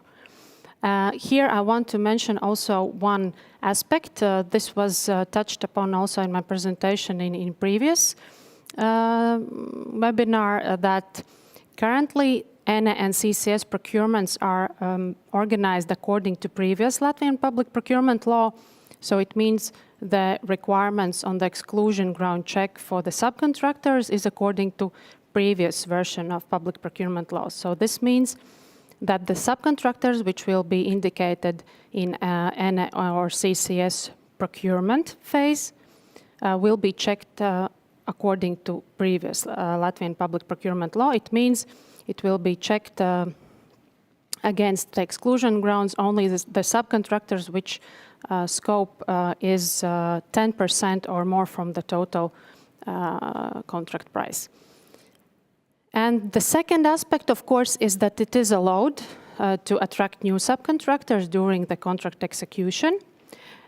So therefore, this is not also the case that if you haven't indicated a subcontractor during the procurement, you are not able to attract and or replace the subcontractors later. In this case, the situation will be a bit different regarding the exclusion ground check. So during the contract execution, if a new subcontractor will be attracted or existing one replaced, then the exclusion ground check will be done according to the new Latvian public procurement law. So it means that it will be checked all subcontractors which scope or share of the contract is 10,000 euros or more. So the difference is quite huge before, between the regulation before we had and the new one. So actually, this is all from my side. Eva, if there aren't any questions, please. Yep. Thank you, Aig. Feel free to take the seat. We will do the questions after together with the next presentation. But thank you for the insightful presentation on systems and possibilities possibilities on subcontracting options. And next, to continue this segment, the next presentation will be more regarding on our consolidated procurements, and this presentation will be led by our colleague from RB Rail, Mārtiņš Blaus, who's the procurement manager at RB Rail. So Mārtiņš, yeah, it's you. The stage is yours. Okay, thank you. Thank you so much. And as been said, I will be giving updates on consolidated material procurement. My name is Mārtiņš Blaus, I'm procurement manager. And first I will begin most probably with the status update. And yeah, from entire package, we have launched all 7 procurement exercises, 7 materials. Namely, we have launched procurements for cable channels, sleepers with the fastening system, supply of the rails, turnouts, including rail expansion joints, supply of the ballast, supply of fence, and supply of noise barriers.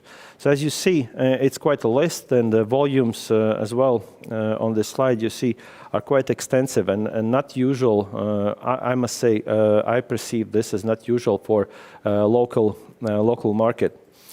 And that's why actually I want to use momentum and say thank you to all of the candidates, tenderers, bidders, all participants who has taken a part in our procurement exercises, who has submitted the applications and who are currently competing between each other to enter into framework agreements for these supplies. As you see on this slide, these procurement procedures, each of them is in a different stage and different stage of the events related to finalization and entering framework agreements. Most of them, we have completed the qualification stages. Therefore, we have listed compliant bidders, and they have been invited to the second stage of the procurement. So basically, the documentation with a very specific locations and conditions, including framework agreement and supply strategy is given so that they are able to calculate, risk assess, analyze supply solutions, and provide us economically the most advantageous proposal and bid. So with the cable channels, we have progressed the farthest, so we are in negotiation process currently. Rest of the superstructure materials are currently at the initial bidding phase. Bids will be landing soon, and then we will enter into negotiations. And in future slides, I will tell you what's and where this is very important to us, important to the market, important to the project, and important for the entire global project construction works. So a little bit about the framework agreement itself and principle of the sourcing of the materials and establishing the supply chain. So there are obvious several benefits of this process. For the supplier, it is becoming a confirmed supplier of the Rail Baltica project. So basically it's qualified, products are qualified, company itself is qualified, and it becomes as a single supplier, because the frameworks works in the way that we contract under the framework agreement one manufacturer supplier for the specific material good. Then it enables as well plan the resources, plan capacities, and actually using this planning approach leading to the successful operations, and eventually it will be mirrored in the costs so that we see benefit of. And again, this is by getting as a confirmed supplier under the framework agreement. You have to understand this is a very long-term contract. So basically, it will cover entire construction period of the Rail Baltica railway. So this is a platform and a chance to supply all of the respective goods under the framework agreement. Of course, for the client, we see a lot of the benefits, and not limited to the cost, not limited to the price, optimum price, but we see there more benefits, such as predictable strategy for the pricing mechanisms and escalations, de-escalations throughout the entire construction period, because it's a lengthy process, and as we have experienced in the past, many different situations geopolitically might affect the availability of the product in the markets. Same time, this reliability and supply chains that we have cooperation and the partner contracted allows us to face these challenges and risks of the markets together, and share these risks and challenges what we might face. Outcome of this cooperation process under the framework agreement, of course, we see one is very important, that the entire Rail Baltica railway line has to meet the TSI standards and the same quality and durability, reliability standards and requirements. So this is the way and approach and the key how we make sure that actually sourcing consolidately materials for entire project, we meet these technical and quality requirements. And that leads to actually the process that me, myself, and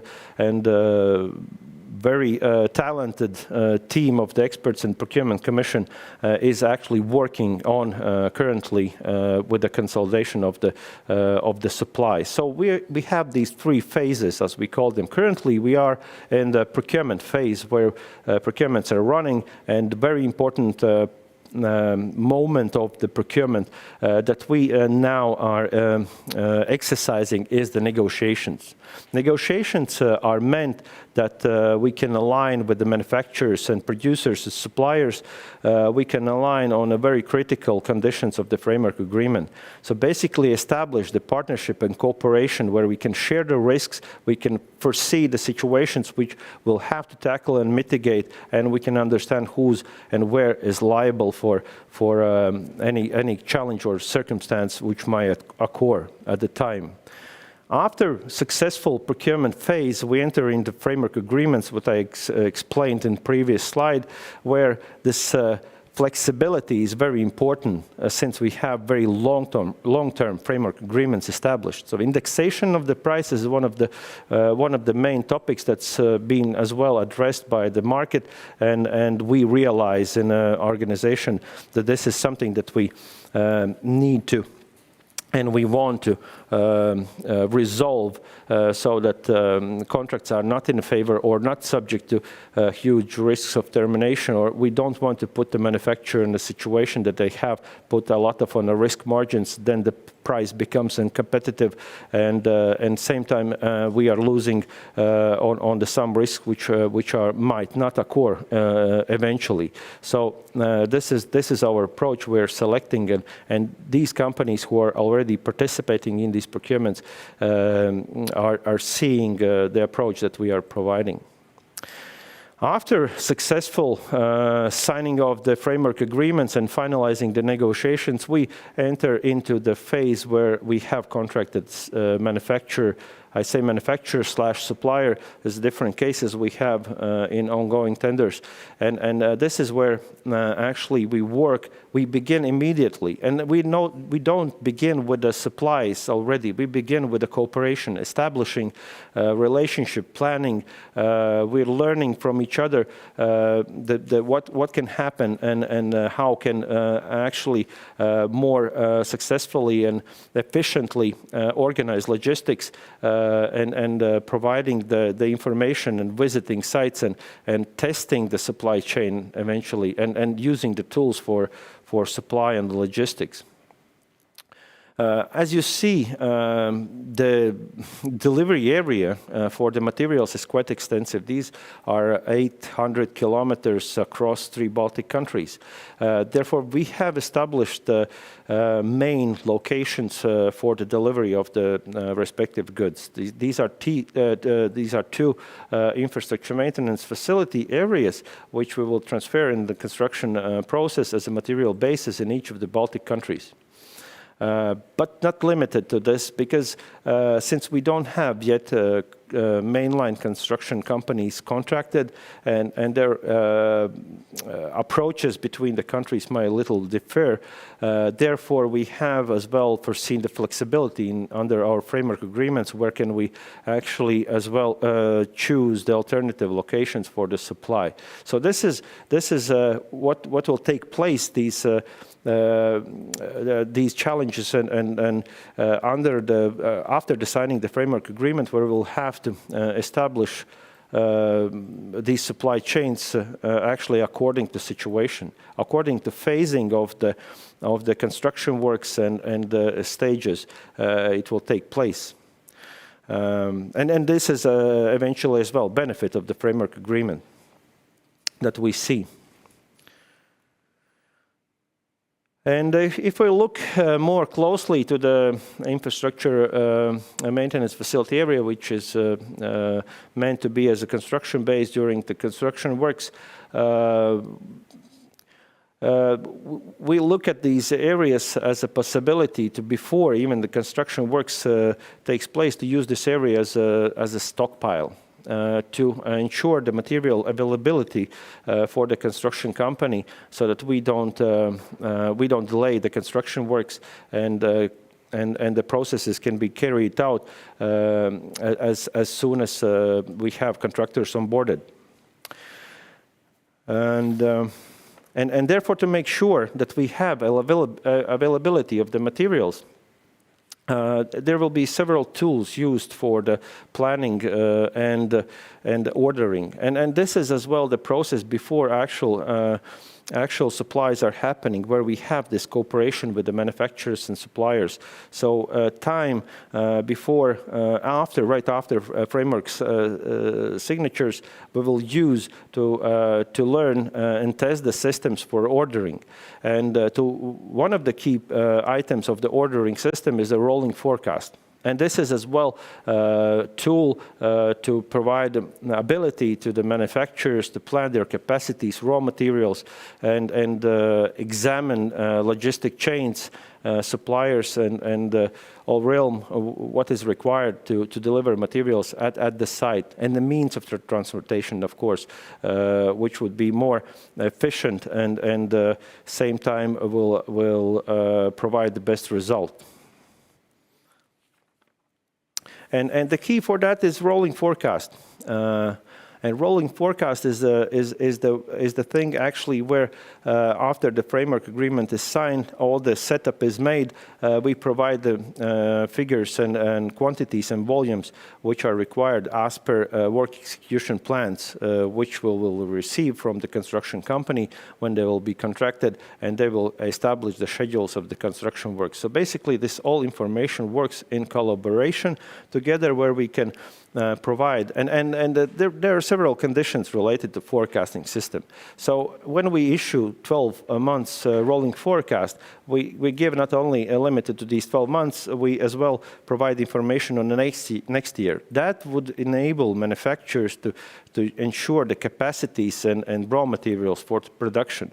And that would as well allow us to understand and learn that where can be possible supply chain bottlenecks, and we can use these tools for different risk mitigations, not limited to ones what I have named at the moment.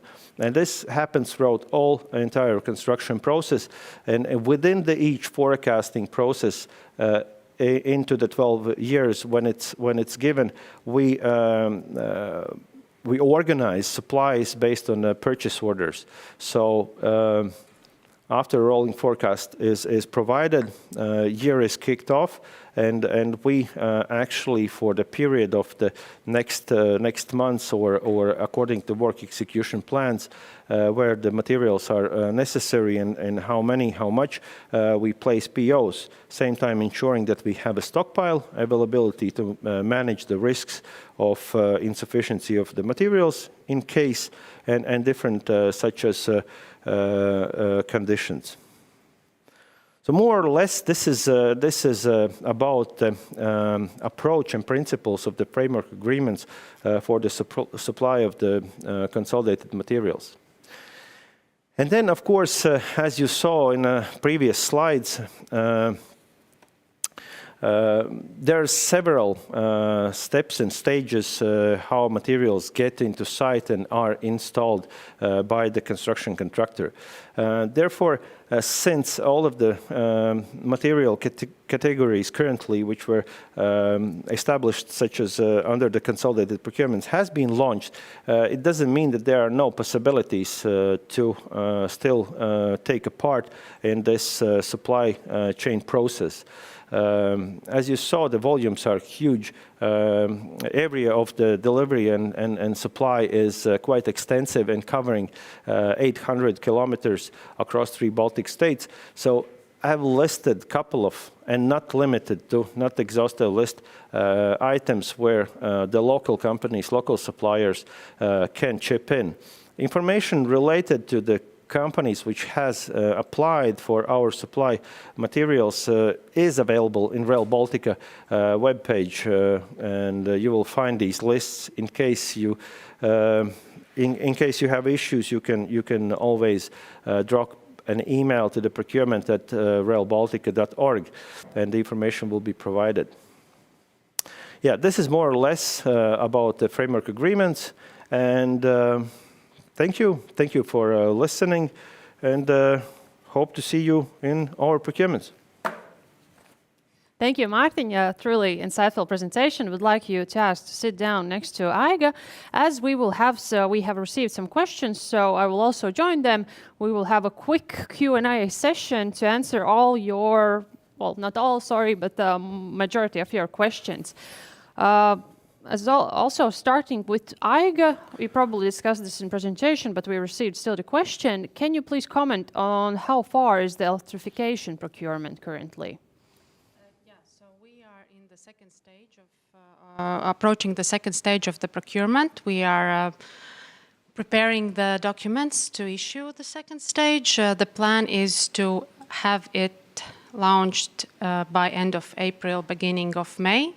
So this means then we will have to give sufficient time for the proposal preparation, and the plan is to conclude the contract by beginning of next year, January, February 2024. So that's the main milestone deadlines that we have at the moment. Understandable, then busy end of the year for CCS team. Thank you. Martin, our viewers asked, is the consolidation of the supplies for construction materials, is this an Rail Baltica established practice, or it comes from the industry? It's a very good question, actually. At some point, I believe we are not designing new bicycle here, and this approach is widely spread across the infrastructure managers of the railway infrastructure across the Europe. As we know, the Deutsche Bahn has a qualified list of the suppliers. SNCF does the same. Our neighbor Scandinavian railway infrastructure companies as well, they pre-qualify their suppliers, manufacturers, with the same aims and same goals to make sure the availability of the materials and to achieve better price conditions, better supply conditions, and many more aspects towards this. So basically, I would say this is market standard practice that we apply. Little bit, of course, tweaking and working towards a more sustainable approach. We have implemented into our supply procurements many environmental requirements and conditions for the evaluation. So we kind of encourage manufacturers look at the more environmental friendly logistics and production as well. So little tweaks, but I believe we are using the market and industry standards. Great. There is also a question. Can you please elaborate on the decision of procuring ticketing, real-time information system, and other small items together with signaling tender, as it's not common practice anymore due to potential vendor lock-in? Well, this is quite, I would say, technical question, not so much for me, but for my colleagues from CCS team. In general, the idea is to combine under one contractor full CCS, as there are a lot of systems included. Yes, indeed, but the strategy and the idea is that we have one general contractor who is responsible for the implementation of the systems, and as was also indicated in the slide where all the systems were listed, the system integration also is one of the tasks what should be done by CCS contractor. This hopefully answered also to our viewers. Martin, there was also continuing on the subject on the infrastructure maintenance facilities. Has the final locations have been chosen, or it's just an area of idea? Yeah, this is again a very good question, right? So we have locations specified. We have initial designs and design processes taking place currently.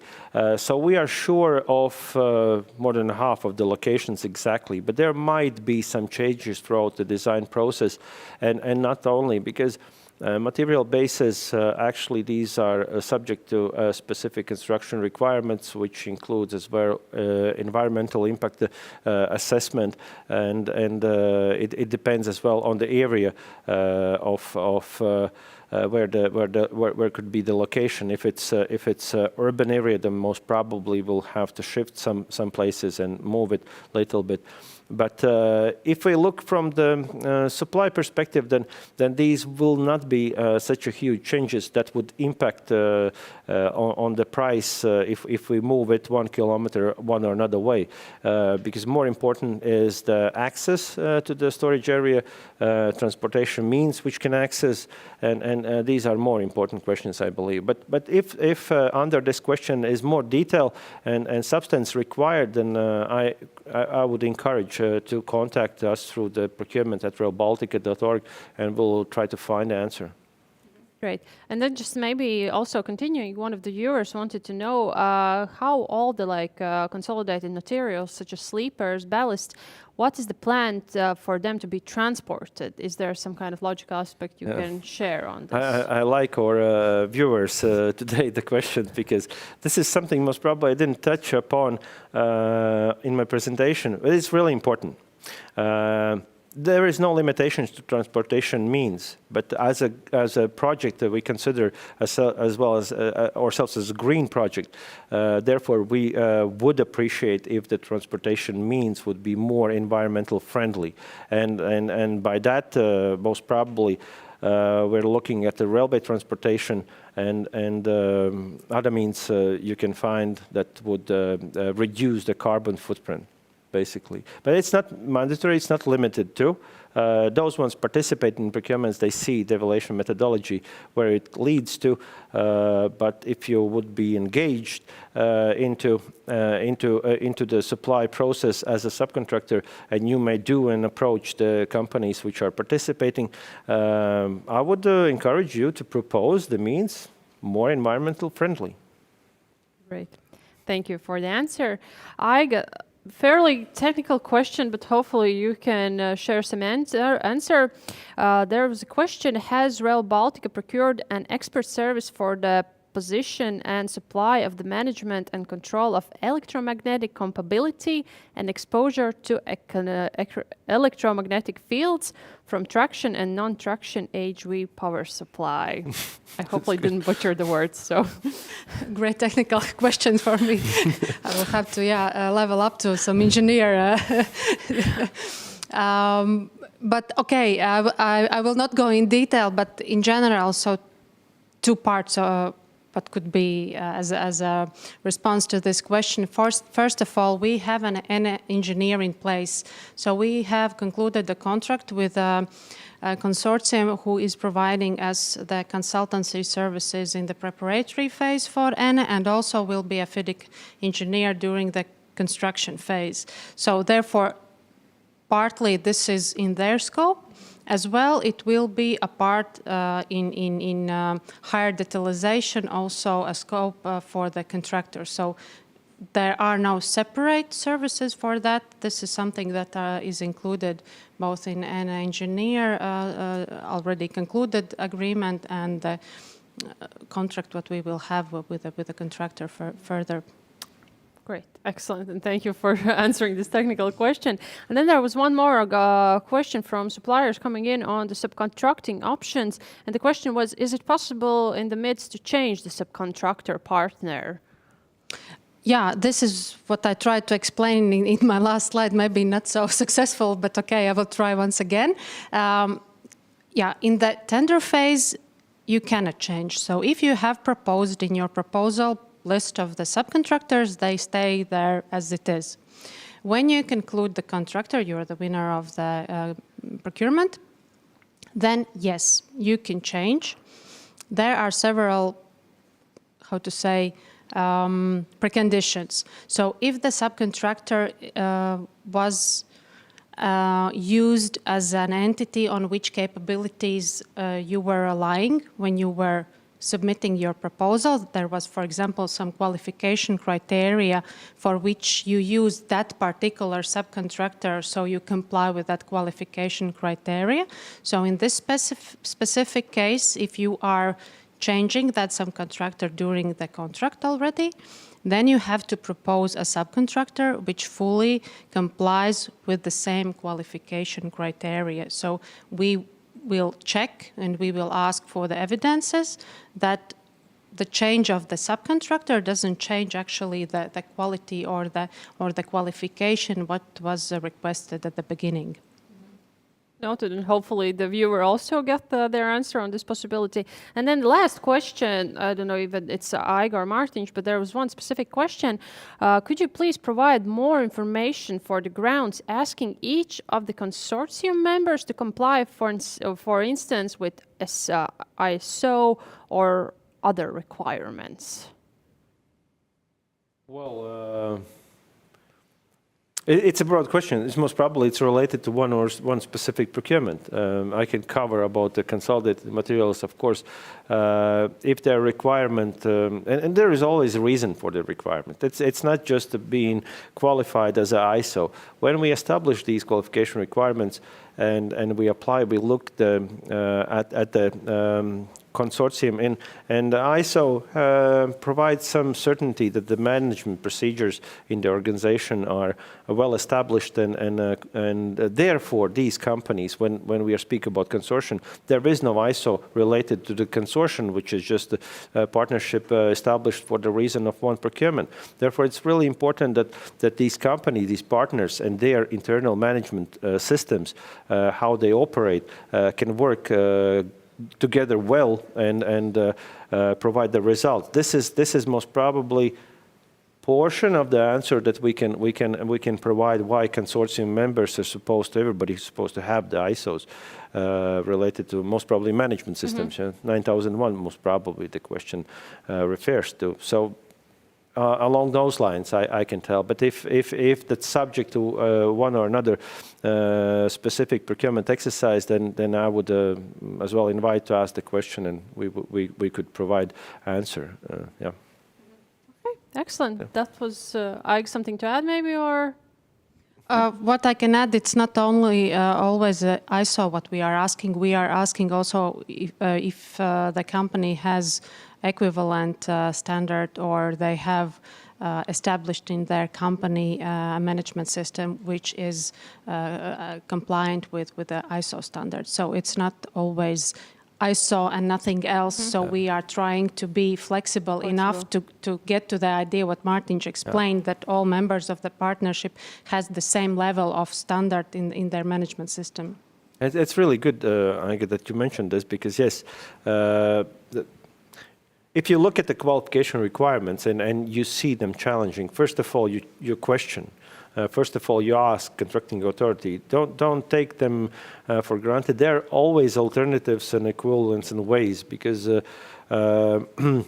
in different areas, companies operates according to different principles. Maybe ISO is the one which connects these management processes and procedures. It's more reliable, understandable for us to pick up that the organization in companies is sound and good. But if you have any another procedures or internal own processes, not being qualified as ISO certificate, something. This is where you don't put yourself out of the competition. Ask the question.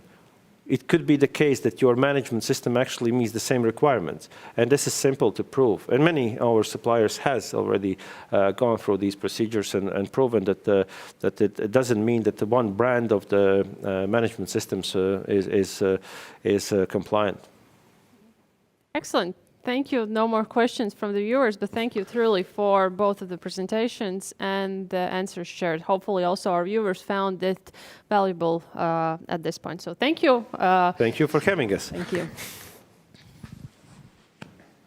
And moving on, the last segment of our webinar, last but not least, of course, this segment now will focus on it was a special request from our viewers or suppliers that can we share the handy tips that are specific for e-tender systems in each of the Baltic states, because as well you know, each state has their own specific e-tender system, and for each country, we will have a representative who will share these tips and tricks. And starting first will be our colleague Elina Saul, the procurement manager from Latvia. Elina, the stage is yours. Thank you, Eva, for introduction. Dear participants, it's an honor to be here today. And since in almost every procurement procedure, we have interested suppliers who are not yet registered in the electronic procurement system and are not familiar with it, today I would like to guide you through some main tips and specifics for the Latvian electronic procurement system. So RBRL procurements are organized in accordance with Latvian public procurement law. And that means that all these procurements are launched only within electronic procurement system. It doesn't matter if it's two-stage procurement or whether it's open competition, it still will be launched in this electronic procurement system. So the registration in the system can take up to 1 week. So please note that you cannot leave this till the last minute. If there are no errors in the registration blanks and you have submitted and fulfilled all application forms without no errors, then it should take up to 3 working days.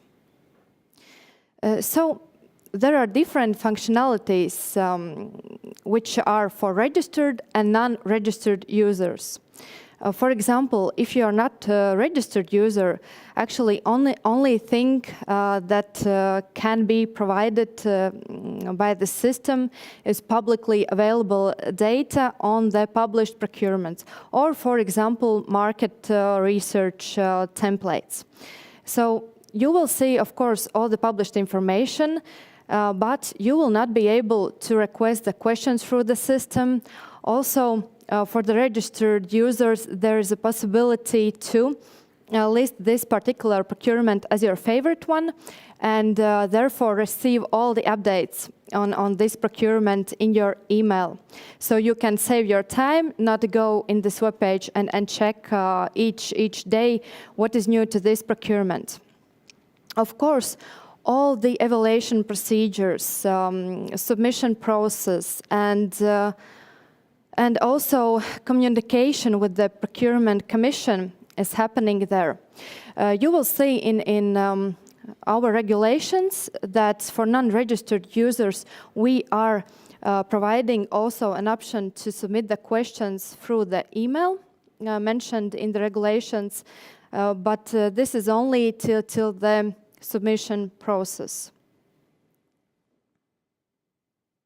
So, about the registration itself. For the Latvian registered companies, it is a little bit easier because they have 2 options. They can self-register in the system and they can also fill in these 2 blanks. But for the foreigner companies, there's only this one option. You have to fill in 2 blanks, which are available in the state regional development agency. One is participants authorization, administrator authorization blank, and the second one is registration blank. Both of them need to be signed. So you have 2 ways how you can sign them, whether you use secure electronic signature or you physically sign the document, and then of course you send this signed by the mail. Then also it is important that after registration, you will receive in your email password, username, so you can log into the system. And then you will have a possibility to create the users and assign roles for subsystem. There are several roles to be assigned. So authorized signatory of the supplier, supplier's proposal preparer, and supplier's supervisor. Most of the time, suppliers use different persons, at least for the role signatory person and this preparer of the bid. But you can choose and assign yourself how it's better for you. These are those 2 registration templates that needs to be filled in. And of course, if there still are any unclarities, then please contact directly the person mentioned here in this slide.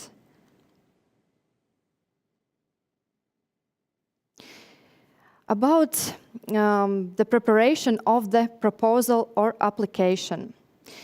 So this is not a complicated process because contracting authority already has fulfilled requirements by adding the forms that you need to fill in for selection requirements, financial requirements, and other required things.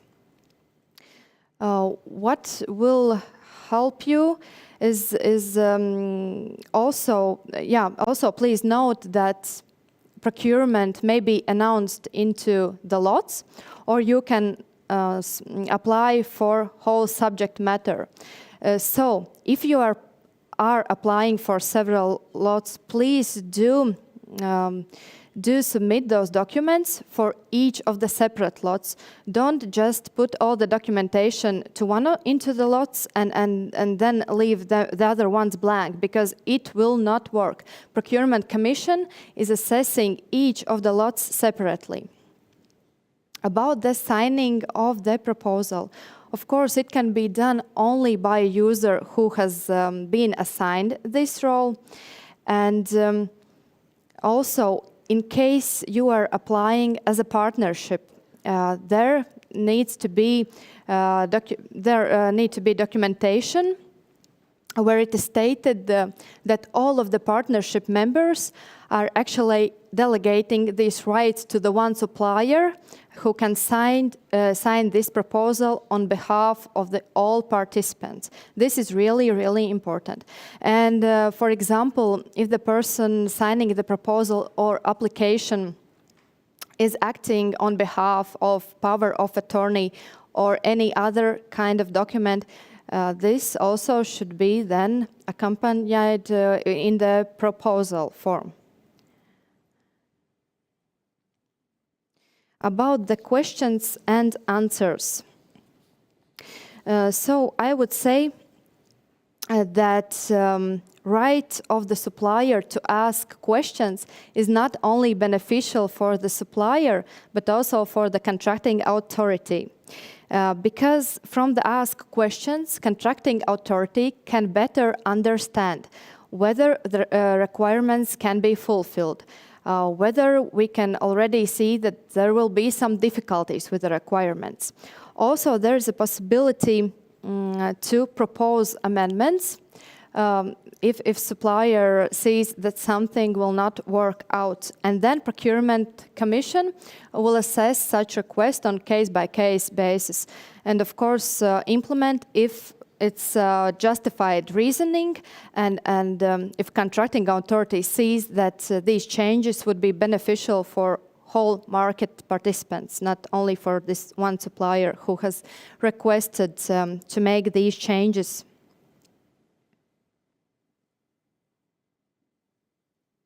About the submission and opening of proposals. So you may have already noticed that since the beginning of this year, we have included in our regulations requirements that submission of the proposals and applications and opening of them are 4 hours after. So there is a time gap. And this time gap was included in the public procurement law, because time from time system has malfunction. So this actually gives a possibility for the state governed institution to shift this submission deadline and opening deadline for 24 hours if this malfunction is in accordance with these criteria, what you can see in the screen. So here's specific period of time where system has not functioned correctly, and so state institution by themselves will shift this deadline. So, and also what is here important about the opening sheet, how you can see who has submitted the proposal and what are the proposed prices. So this information is also published after the opening session in electronic procurement system. You will see all publicly available information regarding tenderers that have participated, of course, excluding the confidential information. And then at the end, I will give you some handy tips. So, for example, if you have not decided yet whether you want to apply or you don't want to apply for a particular procurement, you have a possibility to register for this particular procurement to receive an update and receive all the connected documents and changes regarding this. Also, the State Regional Development Agency has already prepared very brilliant instruction on step-by-step basis, starting from the registration process, then heading to the evaluation process, where it is explained how supplier can do each of those steps. So, this is all from my side. Thank you for attention. Thank you, Elin. It really was valuable presentation on our Latvian e-tendering system, and I would ask you to join the seats. Thank you. After all the presentations, we will have again small Q&A where we will answer all the questions related to the procurement systems. And now the next one, I would like to introduce our colleague, the procurement manager from Estonia, our own Margo Yogi, who will explain the Estonian procurement system. Margo, the stage is yours. Thank you, Yeva. Hello. So as you heard, some practical information about the Latvian register, and I'm about to spread some knowledge about the Estonian register as well. There might be some interesting comparison points between the two, because the underlying principles are of course the same, but how have they been put into practice? There are some differences. So first of all, a small introduction to the register in use in Estonia. It's a central register. It's administered by the government, and it's of course free to all users. Both contracting authorities and the tenders. It's the mandatory publication portal, and it enables to use the full cycle e-procurement. It is also enabled with authentication and signing possibilities based on the EEID system in use in Estonia.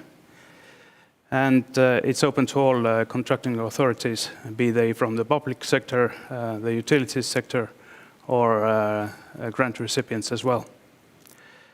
The system is connected to other Estonian IT systems via the X-Road application, which enables to, for instance, check the tax arrears straight from the register without leaving the system. It also follows the only once principle, which means that once some information has been entered into the system, you, in principle, do not need to give it again. And the system enables information subscriptions to email and also saved searches, which is quite popular among the tenders. You can register in the system as an Estonian citizen via your EID card. And foreign participants can log in with their e-residence digital ID if they have one, or some other European ID system which adheres to the EIDAS principles. Or then there is the basic username and password system.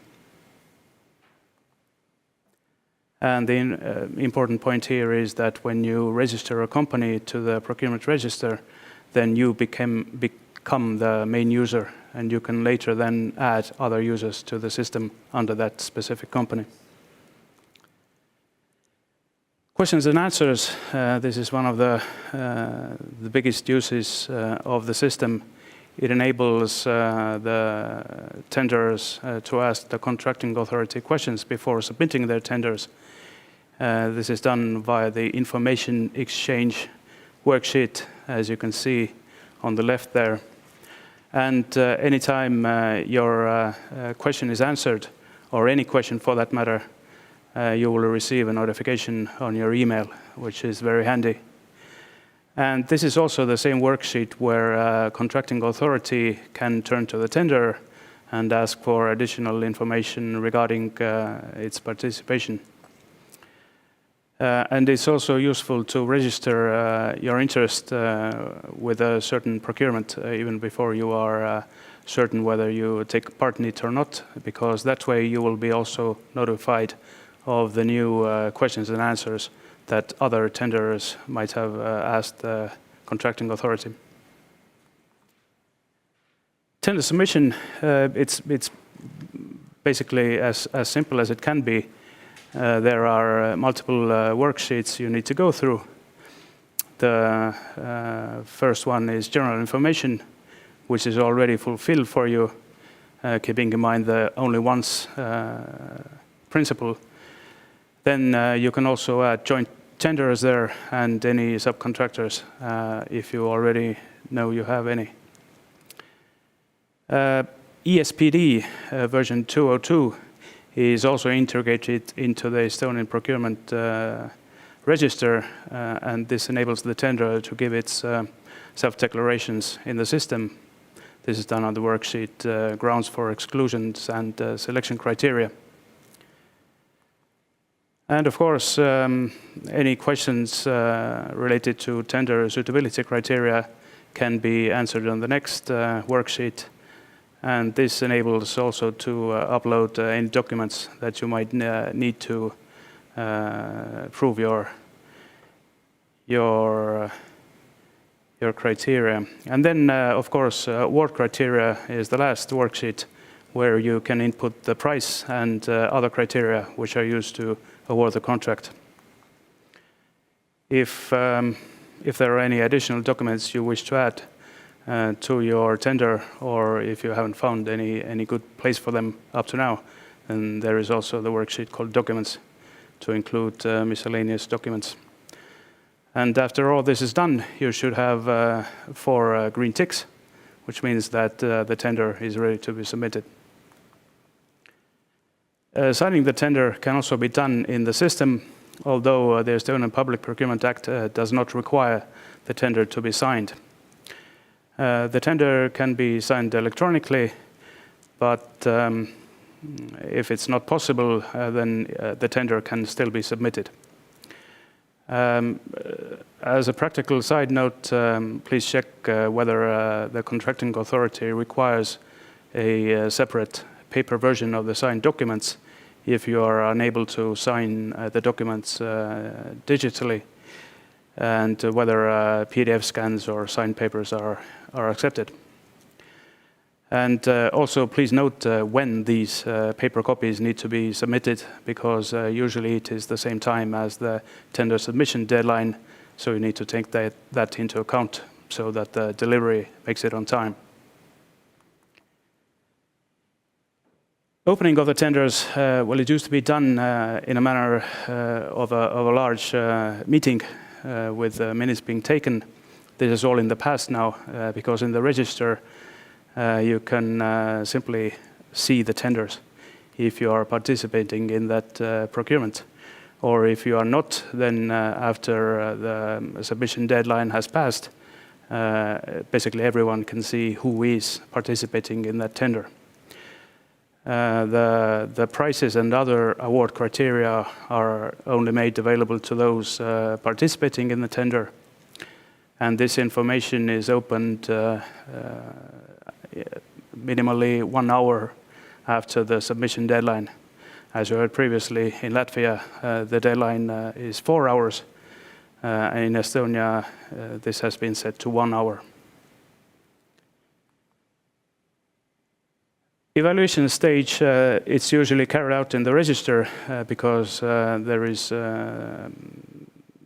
no need to exit the system to carry that out.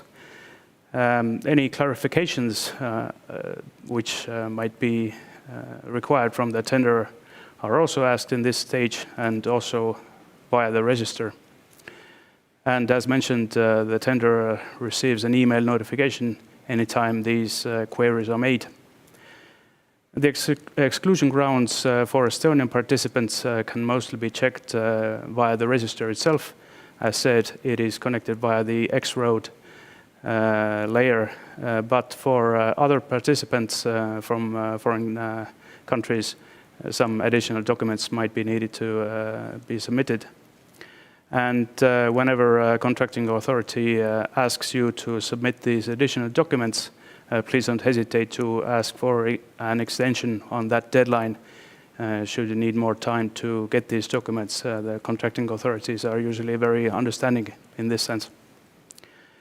And although the register enables to conclude the contract via digital signature in the register as well, this is rarely used. Some final remarks, though.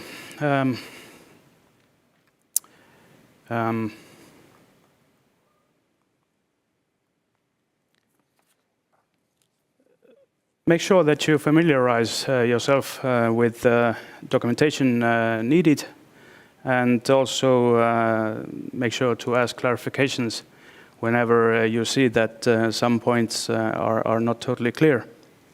And the contracting authority then has the responsibility to answer to you within 3 working days. Make sure you are clear about which documents need to be submitted. This is also of key importance, and make sure you are clear on who they need to be signed by. Check whether the documents need to be submitted as originals, or maybe they need to be accompanied by an English translation. This must also be done before the submission deadline. And please make sure to note that the submission deadline as such is not only set by the date, but also the hour. And this is especially important to note when you are submitting a tender from any other time zone than the contracting authorities. And here are some useful links. Make sure to use them, and happy tendering. Thank you. Thank you truly, Margo, for the presentation on Estonia systems. Please take a seat next to Elina. And now, last but not the least, we will share also information on the Lithuanian procurement system, and that will be done by our colleague, the procurement manager in RB Rail, Eiropas Dzelzceļa. So, Asta, the floor is yours. Thank you, Lina. And nice to be here today for this interesting and I hope useful event for all the participants. And going on after my colleagues' presentations on Latvian and Estonian electronic procurement systems, I will show you some information about the Lithuanian one. So taking mainly the systems are rather similar, and there are no many technical issues in there, like if comparing to Latvian and Estonian one. But of course, the appearance of the systems and all the registration things, they can be a bit different, and each country has its specialties, let's say so. So, like for Lithuanian procurement system, you just can go through the indicated on the slide registration address. And after connecting to the site, you have to choose the English version of the page. It will help you to make a registration and to understand what is requested here. And after choosing the English version, just you have to press like register as a new supplier. You see on the slide this is marked red. And after that, you could start your registration. Actually, Lithuanian Public Procurement Office has prepared a very detailed instructions on the registration in the system and the use of the system. So for the registration, there is a separate detailed instruction in English language, the link to which you can also see on my slide. So I propose to all the new participants, of course, to use these detailed instructions. This for sure will help you to make everything more quickly and easily. And yeah, that's it. Then you fill in the requested form. You can proceed to the registration after sending it. But the main thing which I have to mention here, actually, in Lithuania, all the procurements which are below and above European thresholds, they are organized only in electronic system. So there is no any other possibility of participation. So if you are interested in Rail Baltica procurements in Lithuania, you have to be in the system. So please check the possibility and register here. The system is not requested to be used only for small procurements, which actually is not our goal and task which we use for Rail Baltica. Our procurements, they are really big and a very high value, so you cannot go on and proceed without registration in the electronic systems. So let's go further. Then we opened the registration form. In the system, actually, the registration form is very simple. Here, only the main things are asked to be provided, like the company name, registration number, address, phone, like usual data about every organization. And also you have to provide the contact means like email, address and phone numbers of the persons who will be administrating the system. And when you fill this in, you have to create your password and username. And that's it. The thing is done. Actually, the form is filled in. You have to save it. And after saving, this form proceeds for the next steps. It's for approval of registration. So approval of registration is done by Public Procurement Office of Lithuania. So your form is sent to this office for the check of the data. And actually, if your data provided is right and everything what was requested is provided, so your registration will be done rather quickly. Usually, it is done like in 1-2 days, but like not longer than 3 days, according to the procedure. Of course, if there is some information missing or something has to be added or some mistakes are in the form, you can be requested to clarify something or add. Then, of course, this term can be prolonged. So, as my colleagues also mentioned, here the main message is that never leave the registration in the system for the last day. If you are interested in the procurement and want to participate and want to be a part of a procurement in which you want to provide a proposal, please do that in advance. If you found information about procurement started, please go to the site and register as soon as possible. To have time to get used to that system and to understand how everything should be done there. So, After your form provided will be checked by a public procurement office representative and everything is okay, then company representative, which was indicated in the form as the person for the contacting, will be informed by email that the registration is done and that you are approved as a participant of the electronic procurement system. That's it. That's why here I have to mention that you have to be very careful about providing the data, actually, especially about indicating the email, because if you make a mistake here, you will not receive this answer on registration and will not be able to get information are you registered or not. So, we finished our registration, and after that, you are fully able to participate in the system, to get the information on the interested procurements, to provide proposals, and to be a participant of any procurement announced in Lithuania. What concerns the information on procurements, again, I have to mention here that companies sometimes they do not want to register in advance before taking the decision, do they want to participate or not.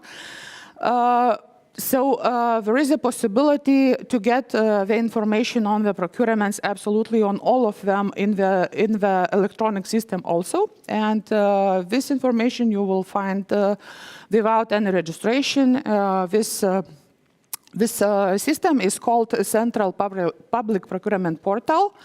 So in this portal, absolutely all Lithuanian procurements are announced. So before, if you are interested, you can go to this portal and find a procurements, even with adding a name Rail Baltica. The procurements which include such a name will be all filtered out, and you will be able to see what is announced and maybe which of them could interest you.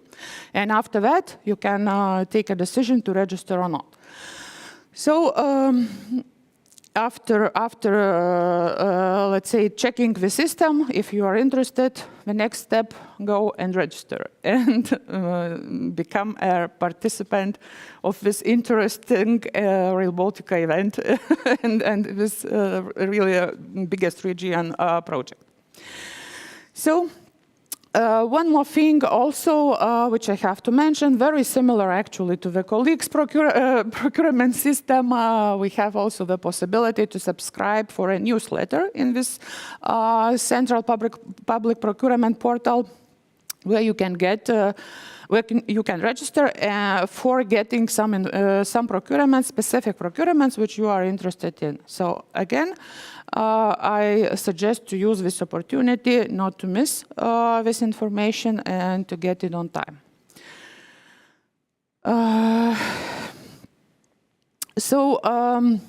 As I mentioned, as this electronic system usage in Lithuania is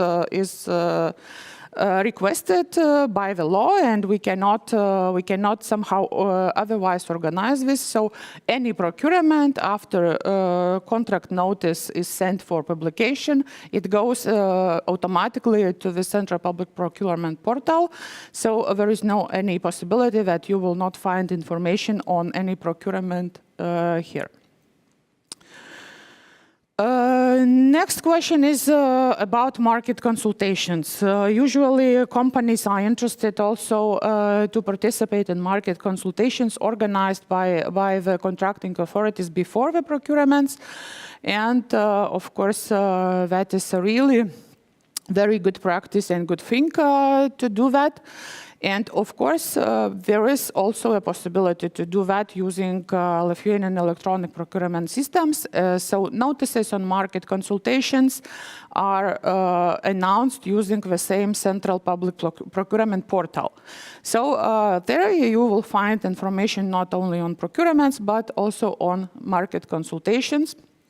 And there is a possibility to participate, let's say, in a process of even preparation for the procurement while joining some market consultations and providing your your proposals, your insights maybe on the information provided, on technical things maybe. So again, the suggestion is always to use this opportunity to join and to be an active participant in the market consultations. And let's say to help the contracting authorities to prepare better, and of course to get yourself as a company also benefits from this, knowing more detailed information about the upcoming procurement, about the planned procedures, and benefiting from that also for a better preparation. So here only I have to mention one thing, that several years ago in Lithuania we had a request to organize a market consultation before the procurement, and we had to do that before any procurement. Now the market consultation is an option. It is not anymore an obligation. So the contracting authority has the right to decide, does it need market consultation or not? But I have to mention that really the practice is that usually before such a big procurements, which value is like millions or like several millions, it's usually organized because it really benefits for a better preparation and informing the market about upcoming procurement procedures. Yeah, so next thing about submission of application and proposals for procurement when you are registered in the system. Actually, the process is not really complicated because the system, I could say it's rather user-friendly. When you are in the system, you connect, you choose the procurement in which you are indicated, and you show your interest to be a supplier in this procurement. You will see actually rather clear instructions where you have to fill in the data, where you have to add your proposal, and how to do that.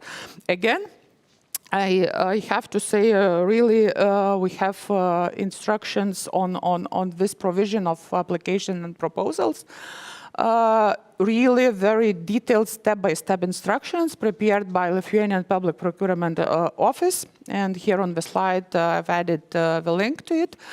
And of course, please use that. Usually, the main, maybe the most complicated thing here is the electronic signature usage on the proposal. But now the practice is that usually it's not requested to use the electronic signature due to the situation that signatures are different in the countries and not always readable by the systems. So usually it is only requested the proposal to be signed in the system and not more. Yes, and one more thing which I have to mention is that while you are already participating in the system and have provided some and have indicated some interest in the procurement procedure, in a specific procurement procedure, you will always receive an automatic email notifications from the system, and that makes a life of attenders easier, because you do not have to hang online and check if some information is provided. If the contracting authority added some information to the system and added some question or request or clarification or something, you just will get an email notification, and only after that you will need to connect to the system and to read what's written here. So again, it is rather helping possibility just to avoid very often checking of the system. Yeah, opening of proposals in the system. Again, as my colleague Margo said, we already forgot what it is, big meetings and opening the envelopes. Everything is happening in the electronic system, where at the indicated date and time, the system gives the possibility to the procurement commission to access the tender opening procedure and to open the provided tenders in the system. So about the timing of opening, as also mentioned by the colleagues, in Lithuania we do not have any big time difference between the proposal provision and tender opening. Usually it is like indicated like 10-15 minutes. It can be up to 1 hour, but usually not more actually. It's a short time. The proposal is provided and after several minutes it's opened. Of course there can be some specific situations when this opening cannot be organized due to technical reasons, let's say some technical problems in the system. But I have to say that now at the last several years, these technical problems in the system are not usual. They do not happen very often. So this situation is really not so usual, and usually we open all the tenders at the planned time, and we can do it according to the plan. One more thing, which also is a bit different from, let's say, Latvian system. In Lithuanian procurement system, we have a possibility to provide like 2 separate envelopes for one procurement in case the economically most advantageous tender evaluation criteria is applied. So here the situation is that system even does not give a possibility for contracting authority to open the price envelope before the technical proposal is not checked and evaluated. So in Latvian system, it's a bit different. We have everything like in one stage. Here, we have a bit different situation, and the main suggestion here for the companies, what you have to have in mind, that if there is a requirement to provide the proposal into envelopes, please mind and do not add the information on the price in the first part of the proposal, because this will not benefit to yourself, as contracting authority will get this information in advance before all the others. Yes,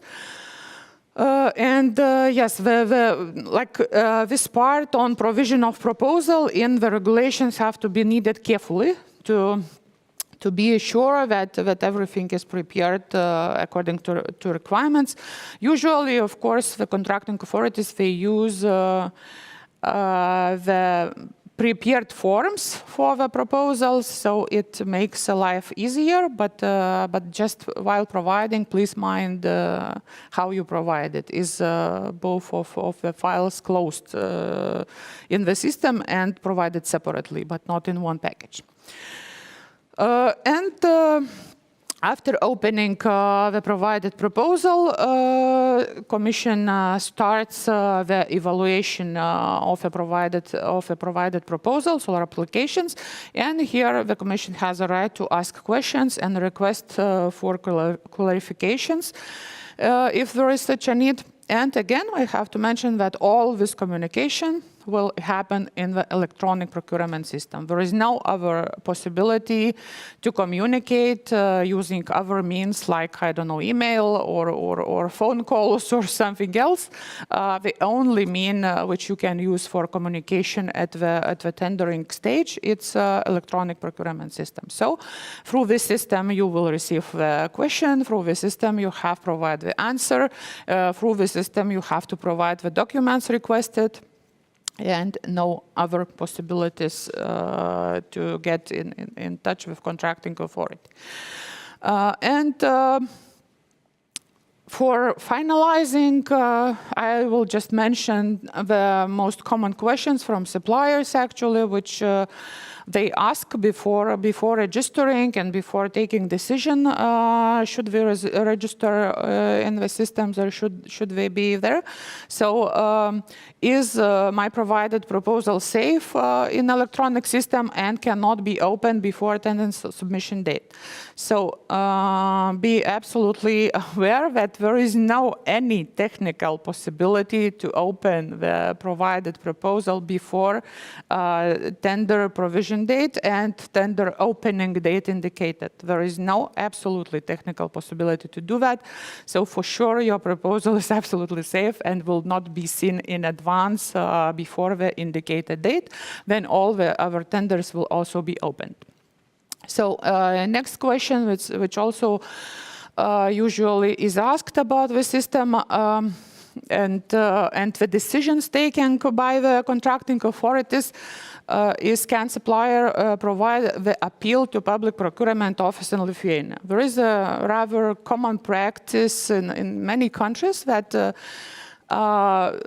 these institutions which are like supervising the electronic procurement processes and everything in the countries, they usually revise the appeals.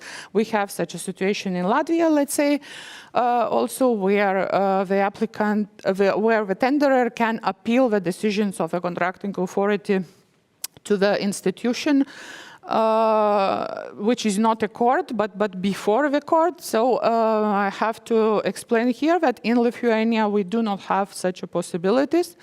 We have a public procurement office, but it is not a function of this office to examine the claims submitted by the tenderers, and we do not do that. And the dispute resolution body in Lithuania in public procurements is first its contracting authority. It is requested to provide the claim to the contracting authority firstly. And then, if the answer of the contracting authority is not acceptable to tenderer, and if the tenderer does not agree to it, so it can the tenderer can go to the court. The next institution for appeal is a court. And that's that's a bit difference from our countries. One more thing also which interests the suppliers is about the finances, is registering in tendering system free of charge. So here I can mention that yes, in all three Baltic countries, the registration in e-tendering systems is absolutely free of charge. So it does not cost you anything. If even you will not participate and provide the proposal, you can easily go to the systems and register and check how they work and to see, and then only later after registration decide, do you want to participate in any procurement or not. It's absolutely free. And the last question, also rather usually met, is by whom electronic tendering systems are owned or managed in the Baltic countries. So in the world there are different situations because some countries have chosen to give the management of this system to private companies. In our case, all three Baltic states have the systems for e-tendering which are owned by the state, not by private companies, but it's a state-owned institutions. So actually they should be really safe from the side of let's say, of the market. It's institution. It's a state institution supervised systems. Yeah. So that's all of me. I think we are approaching to the end of our event. And actually, the last slide, what we made, I will not maybe comment very detailed on that, but we made it as a summary on all three electronic procurement systems in Baltics.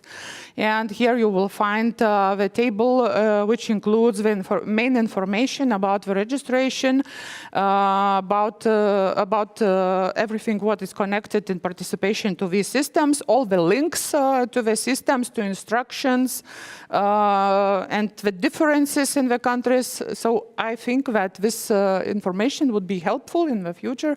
So I think this this will be available after the event, so you can save it for the future and use if needed. That's it. Thank you. Truly, thank you, Asta, for the explanation on Lithuanian systems. And yes, please join all the members. I will also be joining as we received few of questions, but we are a bit running over the time. We'll keep it short and hopefully sweet. Some few questions on specific systems. I will straight jump into it. It's more a question for all of you. One of the viewers is asking how long it takes to register in each of the systems. Can you please clarify approximately the time span? So for Latvian e-tendering system, it can be up to 1 week, but most probably these will be 3 working days. Margo? For the Estonian system, as Estonian citizens and companies can register basically automatically, so we are extending that courtesy also to others. Basically, it's a self-declaration system, so when you have confirmed your email address, you are good to go. Great. And Asta? Yeah, and in Lithuania, as I mentioned also in my presentation, that actually it takes up to 3 days, not longer. Usually, except maybe only the situations if some information was provided with the mistakes or some information which is requested was not added. So yeah, it can be a process of clarification, but usually it takes like 1 to 3 days.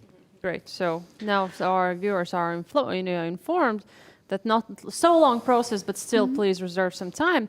Then the next question follow through. I will maybe direct it to you, Elena. Can you maybe explain which systems would be used for what procurement exercise, taking into account that we have multiple members in the Rail Baltica family? Can you maybe a bit explain which implementing body uses which and what does joint venture do?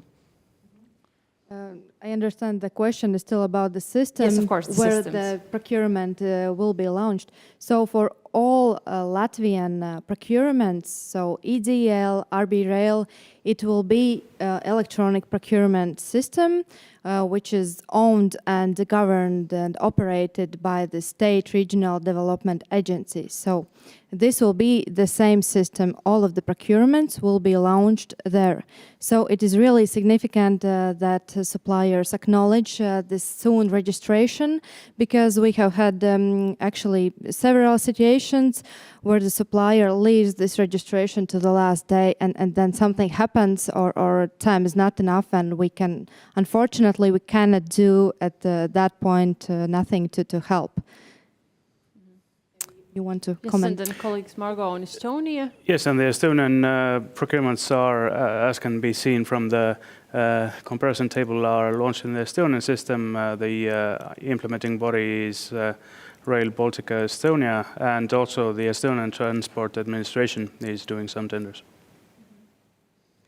And in Lithuania, also, as I mentioned, the main procurements are organized by Lietuvos geležinkeliai, which are organizing all actually Rail Baltica related procurements in Lithuania, for which they are responsible. And the system, it's again, we have the only one electronic system, so yeah, it will be used. CVPIS in Lithuania, as I indicated. All the links can be found in my presentation. So, fairly noted. Also, there was a question regarding, I think even Margo, you mentioned in Europe, but also reflecting to all of the systems. So viewers asked, can they use the system if they don't have electronic signature? Can you maybe also then each on the systems explain? Yeah, sure. So for the Latvian electronic procurement system, you may not also have this electronic signature. So system itself provides the possibility to sign by system signature. Yes, and for Estonian system is also not mandatory, so you can use it based on a username and password basis. In Lithuania, it depends on the requirements implemented for the procurement. If the contracting authority decides to request the documents to be signed by electronic signature, then yes, it will be needed. But usually it is not done, especially for procurements in which it is expected the international tenderers' participation, because it's too complicated. The electronic signatures, they are not uniform electrified in the Europe and in the world especially.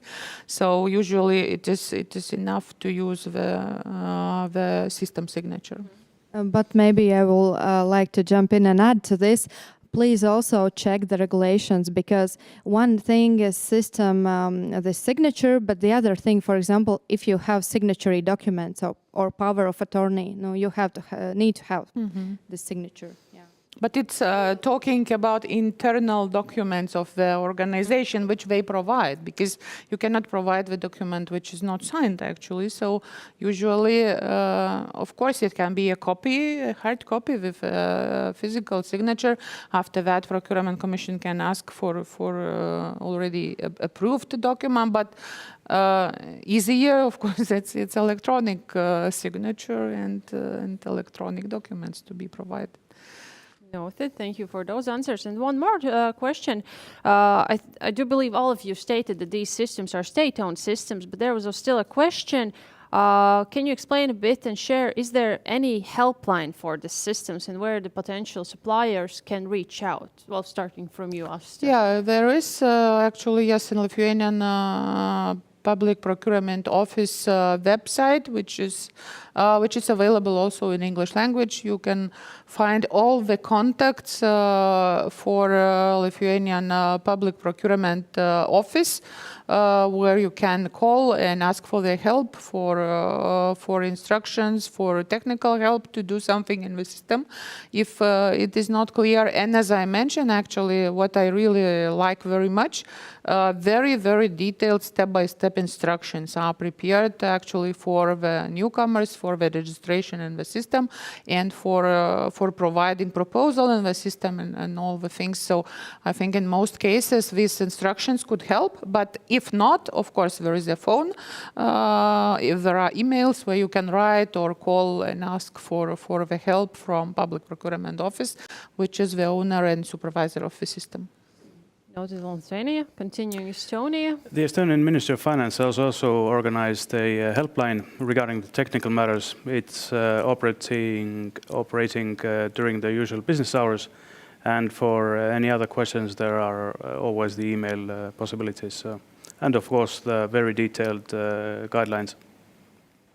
Continuing the list, last but not least, Latvia. And for Latvian case, there's also, of course, consultants actually for each of the lines. If you have questions to registration or submission of the bid, there will be separate persons to whom you can call or write an email. And this, the same state regional development agency, to which links you can see directly in my presentation. Awesome. Okay, this will be the last question. Sorry, I just got the eye on this one. Also, viewers are asking, do you need to register in the system if you will be only the subcontracting party? And if it's different in each country for this?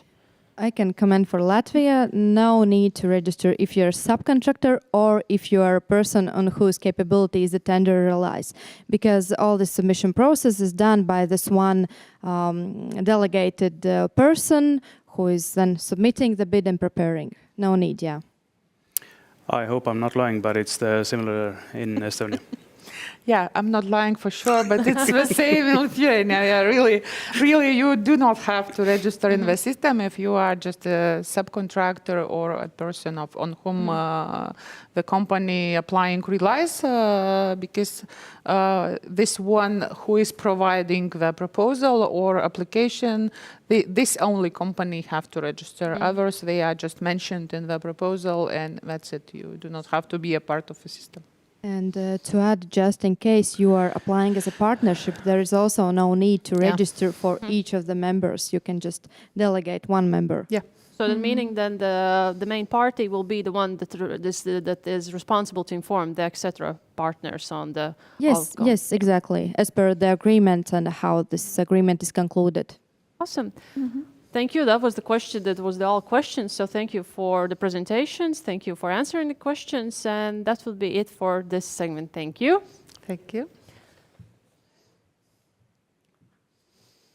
So, dear viewers, the final step of this event. Sorry, yes, we're a bit running over the time, but still, hopefully you are finding this event hopefully informative. Currently, you can see one of 4 maps on the screen. Most probably a lot of you have seen it. We just wanted to put some more emphasis on this map as to explain that with this map you can see this is truly not only European project, this is also European project. As you can see with years worth of work, how many international suppliers we have tied into the Rail Baltica family that have won our procurements. In the numbers, it's nearly 50 international partnerships that we have that have been established in this time period and that have, let's call it, lend in their hand to help and to really to make this Rail Baltica project alive. As well, hopefully within few years, this map will also be more populated with more international, of course, local partners. And then moving on with the next segment that I would like to inform you all. Some of you already maybe have seen me with usually being the one person in the international events. And this is just to put out information where you can meet us face to face in all the international events, as we of course love also on our online events, but these will be the ones where we are in person, most probably with the stand. Starting in May, we will be in Transport Logistic Exhibition, München, Germany, but this one we will be just as a delegation, but still possible to meet us. And then moving on, the second part of the year will be the busiest. We will, of course, be taking part in end of September in Krakow in the exhibition in Poland. Following by that in October, you can find us in Elmia Nordic Rail exhibition that will be happening in Jönköping, Sweden. Of course, one home event, we will be taking part also in October in 5G Territory Conference that happens in Riga, and ending the year a bit more sunshine, taking part in the end of November Rail Live conference in Madrid, Spain. And also, I do believe, long-awaited announcement. This year, we are also again reliving our own event. So please mark down the dates, 27 till 28th of September in Tallinn, Rail Baltica Global Forum 2023. All are awaited. And of course, soon, all the information will follow through as save the dates and agenda for this event. That's more on the international events. And just to wrap up, the things I want to mention from my side to you, please be aware that all the recording will be possible to be found in our homepage and of course in YouTube. All the presentation materials will be shared for them who subscribe to the previous form. Of course, maybe we missed some questions, but still, nevertheless, the questions will be gathered and also answered on our homepage. And just to say, I would like to thank, on behalf of Rail Baltica family, all of our existing suppliers, partners, of course our viewers, and of course presenters that took part in today's webinar. Hopefully all of you found this information valuable and enlightening. And just to say, so ladies and gentlemen, thank you once again and see you in the next event. Thank you.